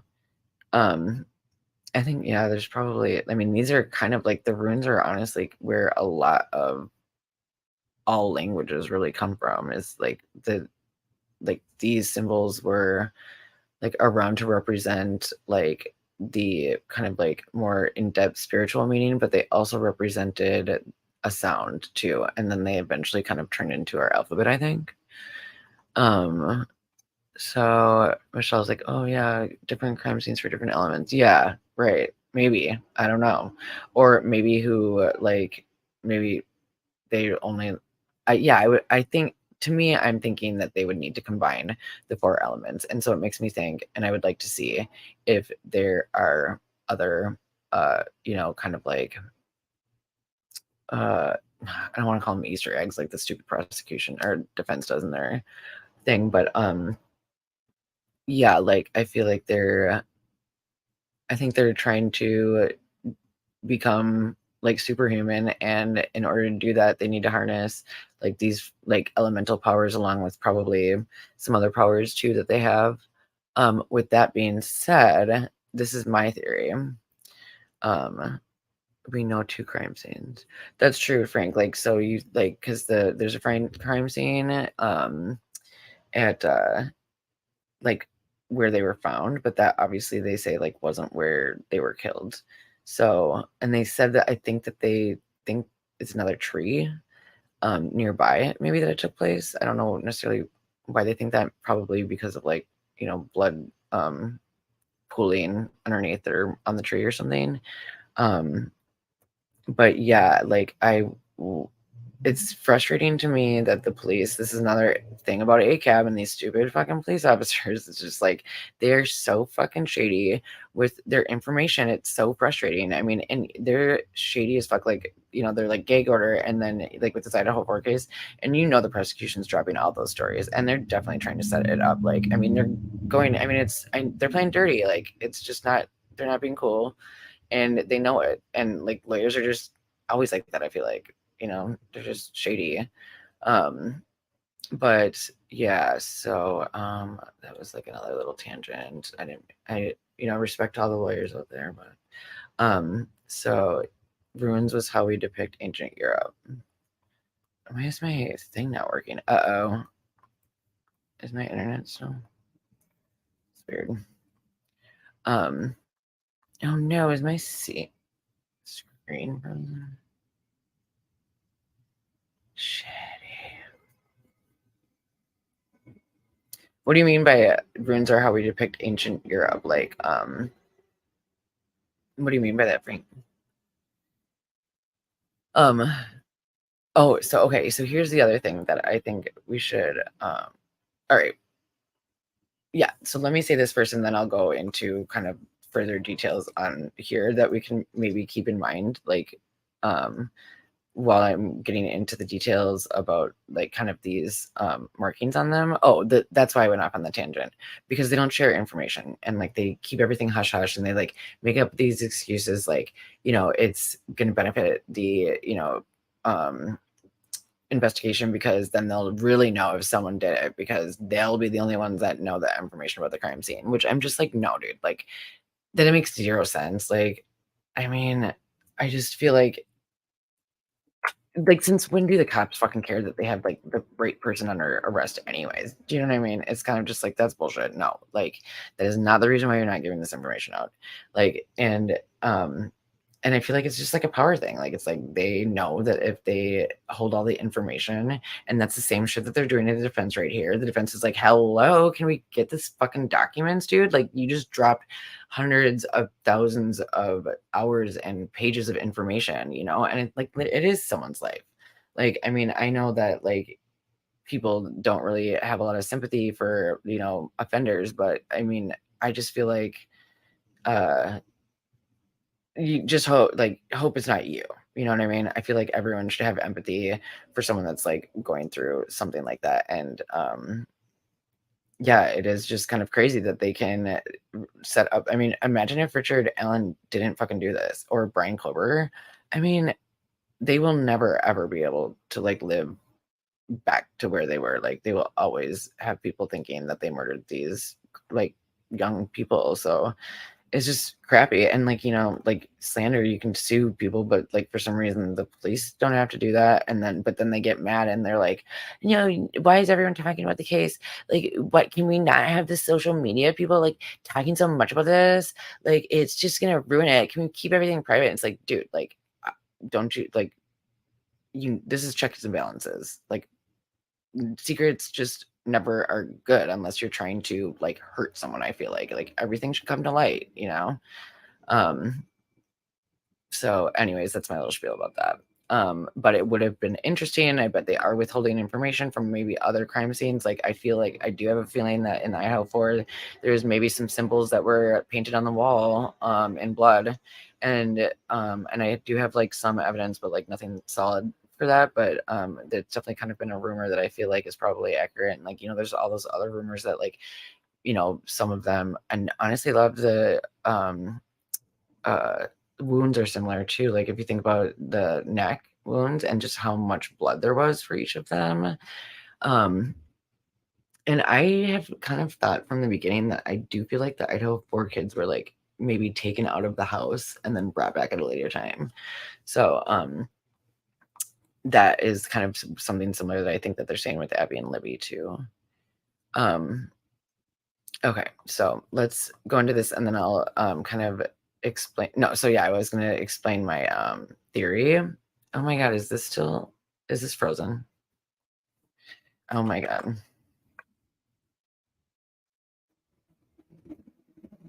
What the fuck is going on?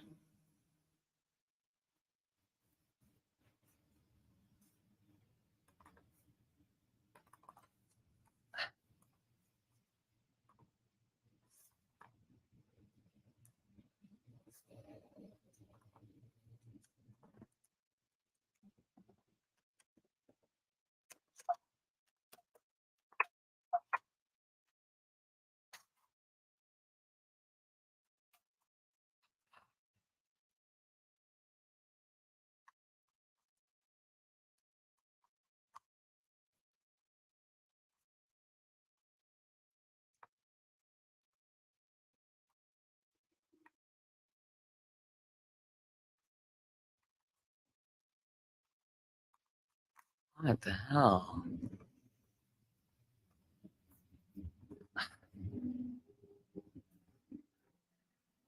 That is so weird.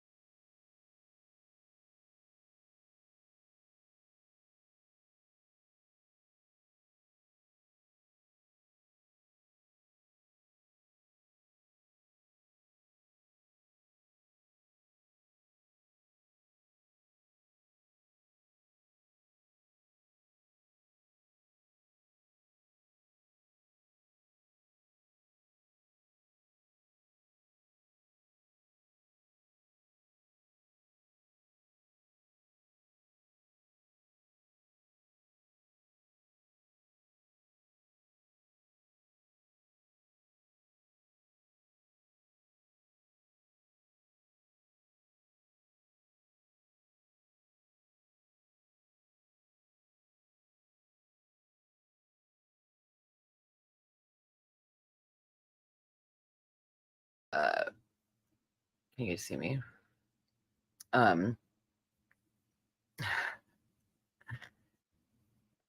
If not, she will be over the next 2 days. Yeah. Oh, cute. 6 more seconds. Cute. Thanks, Frank. Yeah, I'm getting it. I'm like, it's cool to like see that people are actually like, yeah, liking enough to subscribe. So thanks for everyone for subscribing. If you're watching this and you haven't, please subscribe and maybe press like too. I guess that helps. Yeah, Michelle, like that's kind of weird. Also, though, I'm a little paranoid. Sorry, I'm like smoking. I was just like, this is frustrating. I want a cigarette. So, but yeah, and I know it's really gross that I smoke inside my apartment, but that's something I'm working on. That's one of my shadow sides that I am willing to face, but not right now. Maybe tomorrow. But yeah, I should maybe figure out the bandwidth stuff. I feel like I do have like kind of a lot of bandwidth, but yeah, I don't know how much streaming takes.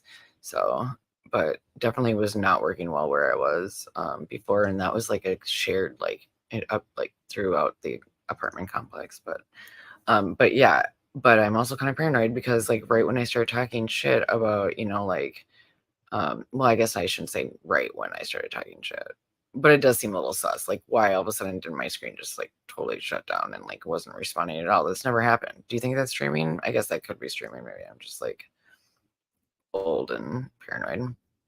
Um,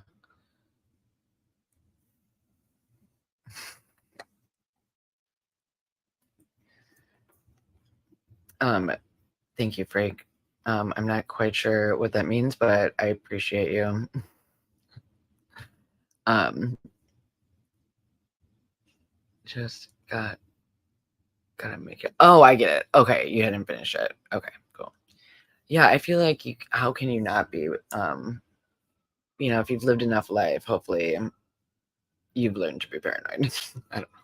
Maybe that's bitter and bad, but again, I do feel like there's a lot to be said about like being able to like face both the darkness and the light. Like we need like in order to bring the light and illuminate what is in the dark, like you know what I mean? Like you need to have both. Like you need to have one, not the other. And like with us kind of denying, like to go into talking about prison and offenders and like how we really kind of like chastise like the offenders, and they are kind of like a subclass of humans, and I mean they're legally able to be involved in like, I mean they're considered slaves in the US Constitution. I mean it's just insane. Like, and most of the time, I mean it's just our whole system, criminal justice system is just so biased, like against people of color and I don't know, certain communities, and it's just so easy to cover up stuff. And really, oh, that's so sweet. Frank, thank you. I'm like not good at that stuff, but I should be. Like, I don't know. I like posted a community post, about Suzanne Morphew the other day, but then yesterday when I was like driving through Delphi and stuff, and I had this like pictures, I was like, I like wonder if I can upload a post and kind of like let you guys know, like, sorry, I'm driving all day, but I made it to Delphi. But yeah, I appreciate you guys doing that. Yeah. God, I'm like so brain dead. This is embarrassing, but whatever. It's Friday. Um, TJIF. Yeah. So, anyways, I don't know. Like, I feel like, yeah. So maybe the government cut me off there because I was, getting too in onto their little schemes, and they shut me down, or I just need to get better internet. So it could be either or. Um, so Sha'el's scared. My God. Okay, I should maybe get going. Because I'm like no longer being able to make complete words. And this is my first drink, I swear. I think I'm probably just tired from driving and stuff. But okay, let's see. We know we're making it further. We're almost like halfway through this document. Oh my God, that's kind of embarrassing. But I think this stuff is like interesting to go through. And I think especially with this runes, and I think like, to go through it, like using these sticks and stuff. Okay, so let me just, all right, so let me share this one theory. Do I have a dedicated ACAB email? I do. I saw your live. Okay, wait. I saw your live.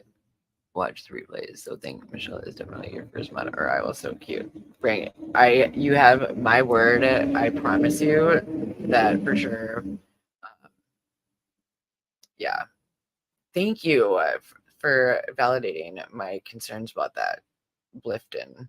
Like, I was definitely kind of like, okay, that's weird. I feel like that's happened to me in other people's lives too, where it's been like they'll start kind of talking about a subject that's like, maybe a little bit off the beaten path, or I don't know how, maybe that's like a bad analogy, but um yeah, and it's definitely like people just will cut out like right when they start talking about something. And like I don't know, you can't kid me that they don't have an eye on all of this shit. Like I mean, that's when I was like going into like other YouTube like chat rooms like earlier this year for the Idaho 4 stuff. And like I was convinced that they were able to like somehow like see that I was like onto them with my comments and the this sounds so paranoid.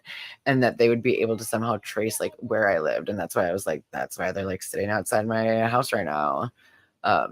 But yeah, like the struggle is real. So but I guess better to be safe than sorry, but you don't want to live your life in fear either. So um but I feel like the universe usually like has your back for the most part. Um oh yeah, sorry. I was like, yeah, I do have the email. So it's just ACAB truecrime at Gmail. I'll put it in the chat.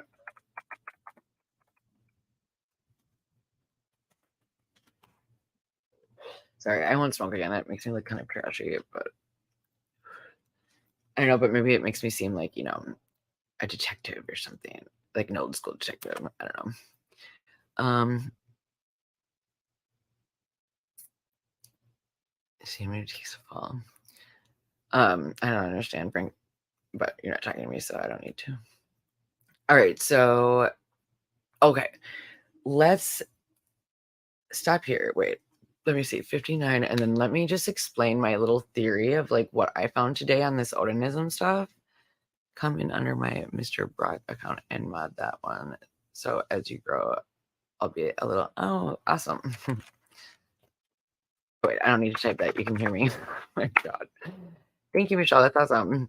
And I like that you're just like stating as you grow. That's great. That's sweet. Oh, okay, sweet. Noted, Michelle. Or I mean, Mr. Brock. But yeah, yeah, and I will like, I promise when I'll look into, yeah, and I feel like Frank it's pretty late where Frank is, and it's a Friday, so I'm giving Frank, I don't know, I don't want to say a pass or whatever, because it's totally fine. I appreciate you so much for being here, and it's funny and cute that you're like, yeah, kind of just like drunk typing. I love it. It's cute. Um, Frank, do you want an alias? Maybe you could be like, well, I'll have to think about this and I'll get back to you. Okay, so yeah, let me see how much longer. What? Oh, okay. What? No, damn it. Oh, yeah, here it goes into more of this. Okay, so what? Oh, yeah, I want to know with other gothic figures and gothic figures, dude. Okay, vampires, dude. Seriously, like vampires have come up a lot in my Idaho for research. I maybe should one night just like take you guys on a journey with me, like to like literally website by website where I went on this little like path and how in one night literally I came up with all these different themes of like, you know, Dionysus, Friedrich Nietzsche, you know, the Ubermensch and uh vampires, vegan vampires and Loki and like a lot of Alfred Hitchcock, a ton of Alfred Hitchcock. But also like a lot of references to the lone wolf, which also the lone wolf connects to Odin's energy too, because he has two wolves with him and also two ravens too, or crows maybe. Um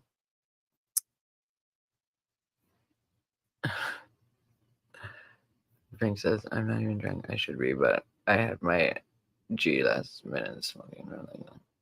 Gotcha.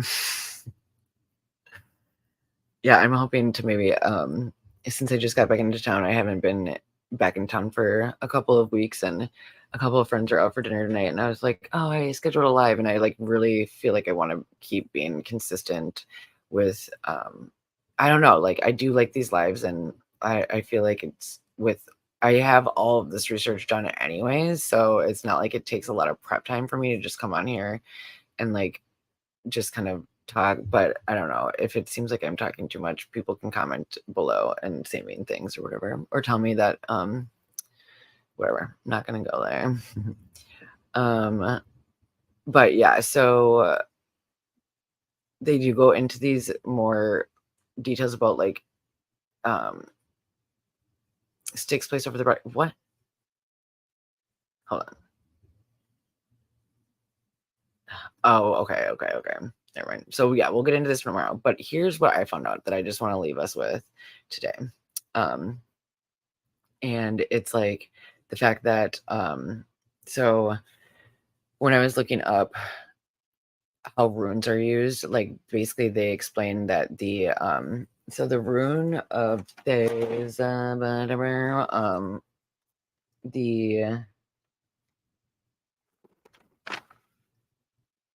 Rizaic, I should like do a little recording of how you say these, but it's basically, oh wait, shit, but I thought that was, oh, now I'm confused. I thought that was Odin. Anyways, I'll have to look into these a little bit more because I think I might have gotten them a little bit mixed up. But the regardless, this is still relevant. So they talk about all right, wait, where did that, since my computer died, let me pull up that picture of the runes and let's see if I get shut down again. Wait, where the hell did they go? Oh man, this is gonna take, I think I know where to find them. Should there be like a recent tab or something? Oh my god. Okay, sweet. Perfect. Okay, you guys. So, all right.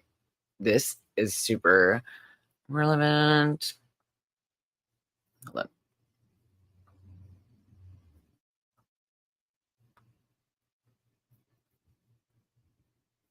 Yep. I want to share you.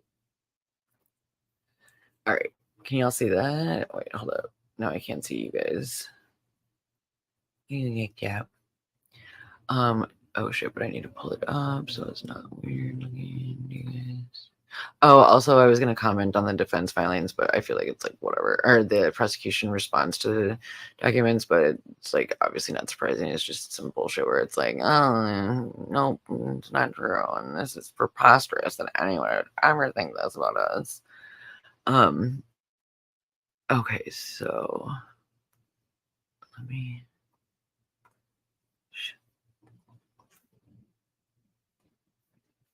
Why am I so bad at the internet? Okay, this is fine. Cool. There was a vid a few years back. People at the crime scene did a scream test, and you could hear it loud and clear at the other side of the bridge. Huh. So, but I feel like that is assuming that the girls screamed, you know? Like, we have no idea, like, what happened. So, I mean, if it was like 3 big fucking Aryan dudes, like motorcyclists or something, coming up behind these little girls and just putting their hands over their mouth, they're not going to scream. Thanks, Frank. I appreciate you. Yeah, thank you very much for yes, being one of my probably my very first, well, Chuck, but I haven't seen Chuck around. But Chuck, if you're watching, hi. But thank you, Frank, and I hope that thanks for staying up so late with us. I feel like you're definitely yeah. So thank you for your time. Sleep well. Don't let the bed bugs bite. Or yeah, sleep tight. Don't let the bed bugs bite. Right. They had to be kept quiet. Right. Yeah, totally. And also, like, this is just like totally kind of out on a limb, but I think that this is also kind of how we have to like think about these things and like when we're processing stuff. Like, but I mean, we also don't necessarily know that they were even taken from the bridge, do we? I mean, that camera seemed to be placed like underneath Abby, and you know, that video seems really suspicious to me. That almost seems like it's placed there. So if anything, like maybe they kind of like, yeah, took them, carried them away somewhere. And yeah, like, I don't know. I just, yeah, it'd be really interesting. I hope that we find out the truth, but I doubt we ever will completely. But yeah, so okay, this is the last thing that I was gonna say. So I'm showing these symbols. So these are called, as you can maybe see up on the top, it says tree branch bind runes, black vector. I don't know what the black vector means, but so basically what this means, and like I'll maybe dive a little bit deeper tonight and then maybe do a little bit more of extensive an explanation. But so basically, so these runes are like things that in order to do a spell or a ritual, you choose different runes that have certain energies that you want to that you want brought into your life, that you want to like basically manifest. And they have these bindings where you can combine several runes together, and then they come up with their own unique symbols of those runes that are put together. And it means, hold on, the binding means, okay, combine runes to create unique symbol that unites forces of chosen runes in the binding, harnessing primordial powers. So wait, hold up, special. Oh, and then they come up with a special name for that one. The combined symbols is what I meant by that one.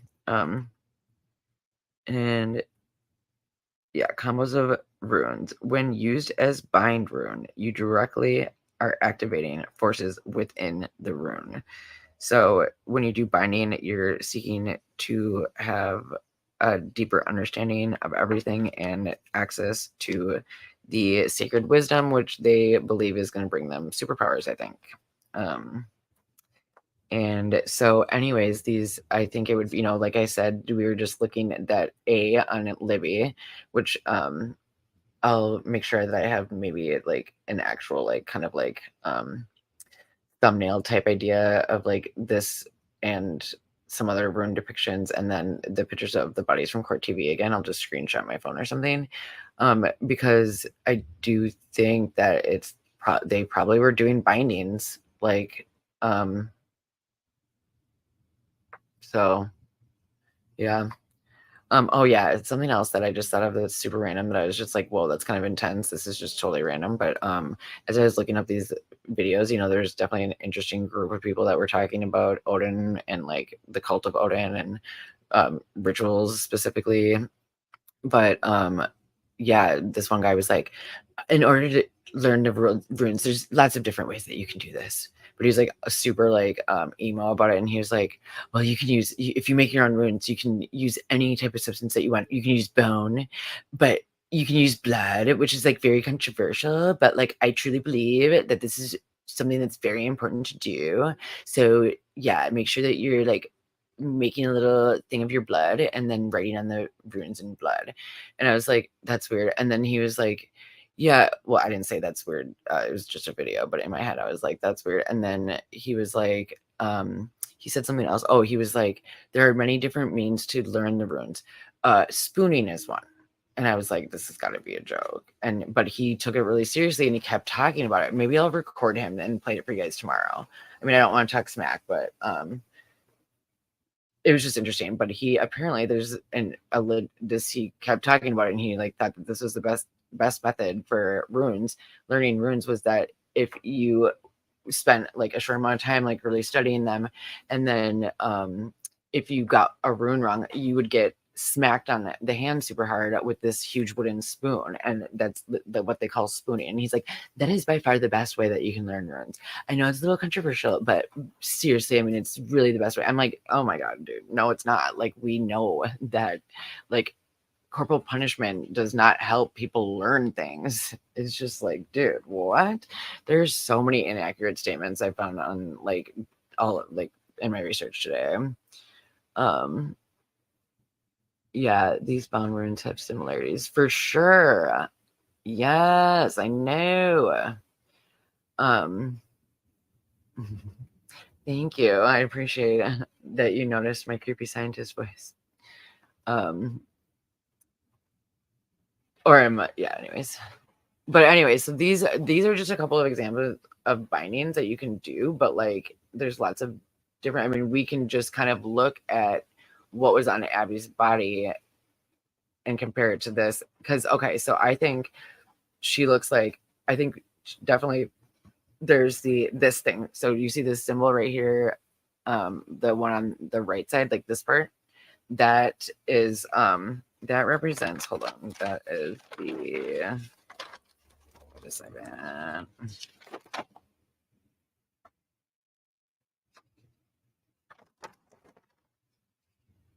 That one's. Why can't I find it? Okay, well, I'll find that and maybe come back on tomorrow or. Yeah, I think I will come back on tomorrow. Yeah, I don't have much to do, and I'll maybe just like go out for a couple of drinks tonight and then get a good night's sleep and then kind of do some more research into this. I wish I knew. So, anyways, but this symbol is like one of the symbols that you see a lot, and like you can also like kind of put them back to back and stuff. And I thought that that was interesting because I feel like that's definitely her leg, and like it represents like oh, I feel like this might be the sign for Odin, but no, this F is the sign for Odin. So I'll just look into this a little bit further. But I did think that the binding made sense, and I'm assuming they probably did a binding at this ritual that they used and that they had to sacrifice like someone, and I imagine that because like in Odin's like fable or whatever you want to call it, like the creation story or like how he gained the ancient wisdom. It's like raining really hard here. I don't know if you guys can hear that. I bet my little Leela is hiding somewhere. But I feel like they probably, like I said, like that one looked like it was probably an earth energy. So I do feel like they're probably combining some elemental energies and then also like maybe some of the other like characteristics or archetypal energies that certain people connect with. Like I do feel like I'm seeing different personalities in different crimes. Like definitely like in the Idaho 4, I'm picking up on like a couple different energies. Like there's definitely some Loki energy, but then there's also some like the Joker, like Dionysus energy. And I'm kind of picking up on some other energies too. So maybe I'll get into that. But so I could see how these bindings were used all together and that they were doing it just some ritual in order to but yeah, so anyways, sorry, I digress. I'm like embarrassed. Should I just delete this live? Whatever, I don't care. YOLO, So yeah, but I'm gonna go. Oh, bye, Frank.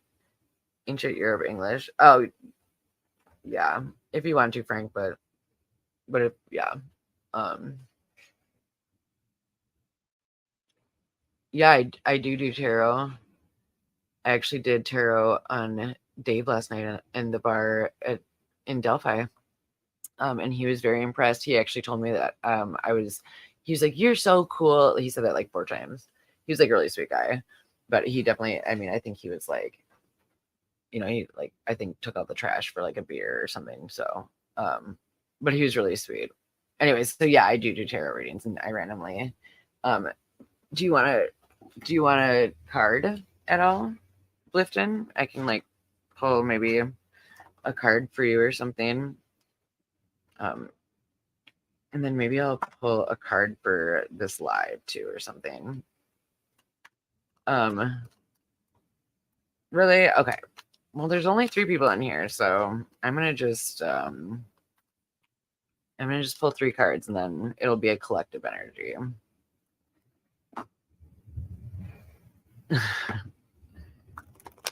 Well, if you know, then you can change it because the tarot cannot predict free will. So it's kind of like always helpful to get a little bit of a heads up so you can know you can like reroute something if you're kind of like, I don't know. But okay, so to universe, anything you want to tell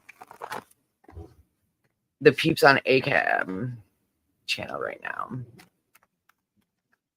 until next time, or any energies at all. Thank you, Spirit. I'm using the Pagan Cat Tarot. I don't know if that might understand that, but it's a pretty cool deck. So, okay, that is 8 of Wands, but I'm not going to take that. But it just, I thought it might be worth it right now. Okay.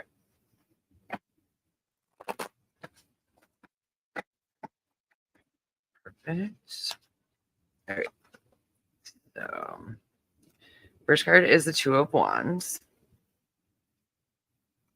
The third card, or the second card, is the Empress, which I identify with the Empress. I'm a Taurus, and the Empress represents Taurus energy, but I also just think it's kind of cool to be the Empress. So, and then let's see, the 7 of Wands. Okay. And then bottom energy is the 2 of Swords. Okay, let's see. So I feel like what we're taking from this right now, well, I don't know. You guys can interpret it however you want. I'll just read it, kind of these short messages, and then you guys can just take it for what it is. So, gathering your energy while preparing your plan. Oh, okay. I feel like I identify with that message. And then the Empress energy is, this is a time of great abundance and wonderful creativity. Good energy abounds and is available for you to use and enjoy. Oh, that is such a good feeling to have for our little community tonight. So bless.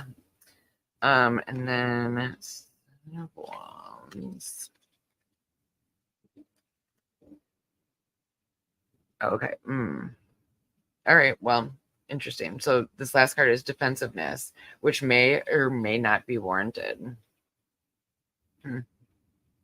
Okay, noted. And then the bottom card, which is just kind of like, I don't know, general energy in the air, not necessarily specific to this reading. And it's the 2 of Swords, and that represents a conflict between heart and mind. I don't know what that's about, but I'm sure we'll all find out. Probably pull the Reaper. Well, that's a good card, actually. That is like actually one of the most powerful cards that you can pull, because from death comes life. So that is where creation is made, is in death. So yeah, like I feel like I definitely could do an Idaho stream. I have a ton of information. Should I plan on maybe doing an Idaho 4 stream instead of Delphi?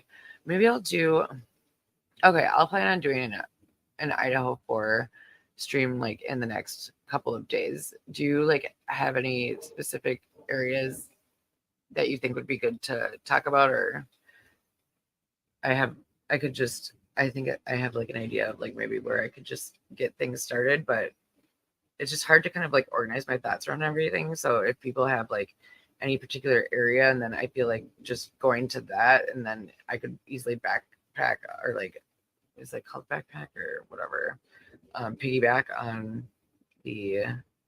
onto like, I don't know, it would provide gateways to the huge other rabbit holes that I've spent months going down. So anyways, let me know if you guys do have any suggestions for Idaho 4, or if you guys are curious at all about anything particular in the Idaho 4 case. My God, you guys, I am so stupid. I just realized the whole time that I like have not, this hasn't been plugged in. I'm sorry that you guys might not have been able to hear me very well. Oh my God. Okay. I think I need to go to bed, but instead I'm going to probably go have a drink. So yeah. Yeah, I agree. The thing that bothers me the most is the timeline. Oh, good. Perfect. Cool. Well, maybe I don't need to wear headphones from now on. Thank you. Yeah. What bothers you about the timeline? Just like in terms of what the fuck was going on between those like 11 hours, you mean? Or like, are you thinking about the timeline in terms of like what they're alleging happened, what they're alleging happened with Brian, and like how that doesn't necessarily work? Well, I think we could talk about both of those things, or both and all. So yeah, I kind of went down a little bit of like a rabbit hole too, obviously. With I've gone on just I've created rabbit holes to go down for this Idaho 4 case. It is so weird. It really is so weird, you guys. But yeah, like I forgot again. Well, unfortunate timeline changed and now it's so short. Really, it did? When? I have not been keeping up on that case. I just felt like I just totally, I don't know. I think I maxed out on the Idaho court case for a while. And then obviously not a lot of stuff is going on either. The kids who say they knew early in the morning. Hold up. Yep. You should open panel, but screenshot faces first. Okay. That's a good idea. I still need to figure out how to like create like a phone number to have people call that you guys can also hear. I'm sure it's probably not that hard, but I could just probably test it with myself. And then everyone called. What? Oh, okay. I was like, are you talking about, because I was just talking about phones on my, if I did like an open stream, but and then I was like 911 call. What are you talking about? But yeah, definitely the 911 call delay I think is super shady. And just from my background, like in doing like trauma work and working with a lot of people that have PTSD and have experienced shock and similar situations. I shouldn't say similar situations. There's not a lot of similar situations to this, except the Delphi murders. But just kidding. Yeah, but it is. So yeah, I can speak a little bit on just like the mental health aspect of that, and maybe some of my like thoughts on what they're saying there, maybe what they're kind of suggesting might have happened.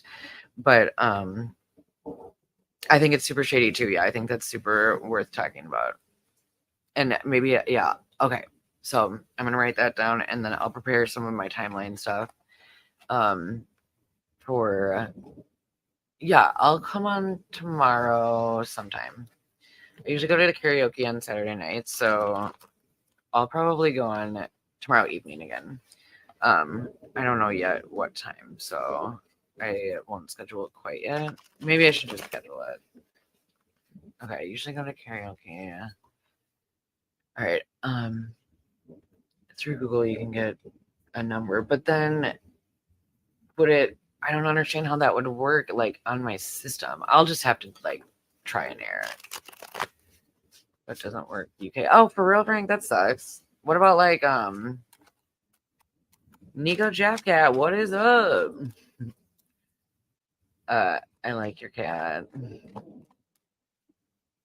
Well, Frank, what would be a way that you could participate? What's the WhatsApp do calls or whatever? I have WhatsApp, but I don't know. Do I have it? I don't think I have it on my computer. I remember downloading WhatsApp one time, like onto my phone, and it took up like a ton of. I thought it was weird. It seemed to take up a lot of memory, but then for like nothing. I was like, why did this take up like half of my memory? It was weird. Oh, look at that. That's sweet. Landon Custom Classics. Well, Frank, I appreciate you. Landon and Nico. I like it. Thanks, Frank. I feel like there was like something I was gonna say about Frank, but I can't remember. Not you specifically, but about the name Frank. But maybe I'm just remembering what you said earlier, Frank. Oh yeah, Frank's alive. Frank's alive and kicking. But he's going to bed now. But Frank, you said you're going to bed, but then instead you come rolling up with like multiple other people. I know your type. Just kidding. Frank definitely gets a gold star today. He can have 3 gold stars. Frank is our crazy brother. I appreciate that. I mean, what type of brother if they're not crazy, you know? Yeah. Well, I don't know. Now I feel bad that I was like just about to go and now you guys are here. But I was just saying that I'm gonna come back on tomorrow evening. So you guys should definitely, Nico and Landon, it would be super great to see you guys here tomorrow. And Frank, if you're around too, it'd be awesome to see you again, of course. But yeah, we're gonna talk about the timeline of the Idaho 4 case, and then I think I'm gonna go into, well, yeah, then we'll talk about rune binding and potential rune bindings with this Odin shit. Thank you, Nico. Oh my god, now there's like, damn it, maybe I should stay on here. Now there's like 7 people. But Saturday night should be good too. I just like, I feel like I do go online at random times, but whatever. I kind of have like a random schedule too. So, but yeah, anyway, sorry. Okay, cool. Thanks, you guys. See you tomorrow. Thanks, Frank. I appreciate you. And Michelle. And yeah, Michelle, I'll email you. And Befriend, and yeah, everyone. I appreciate you all. And yeah, have a good night. Bye.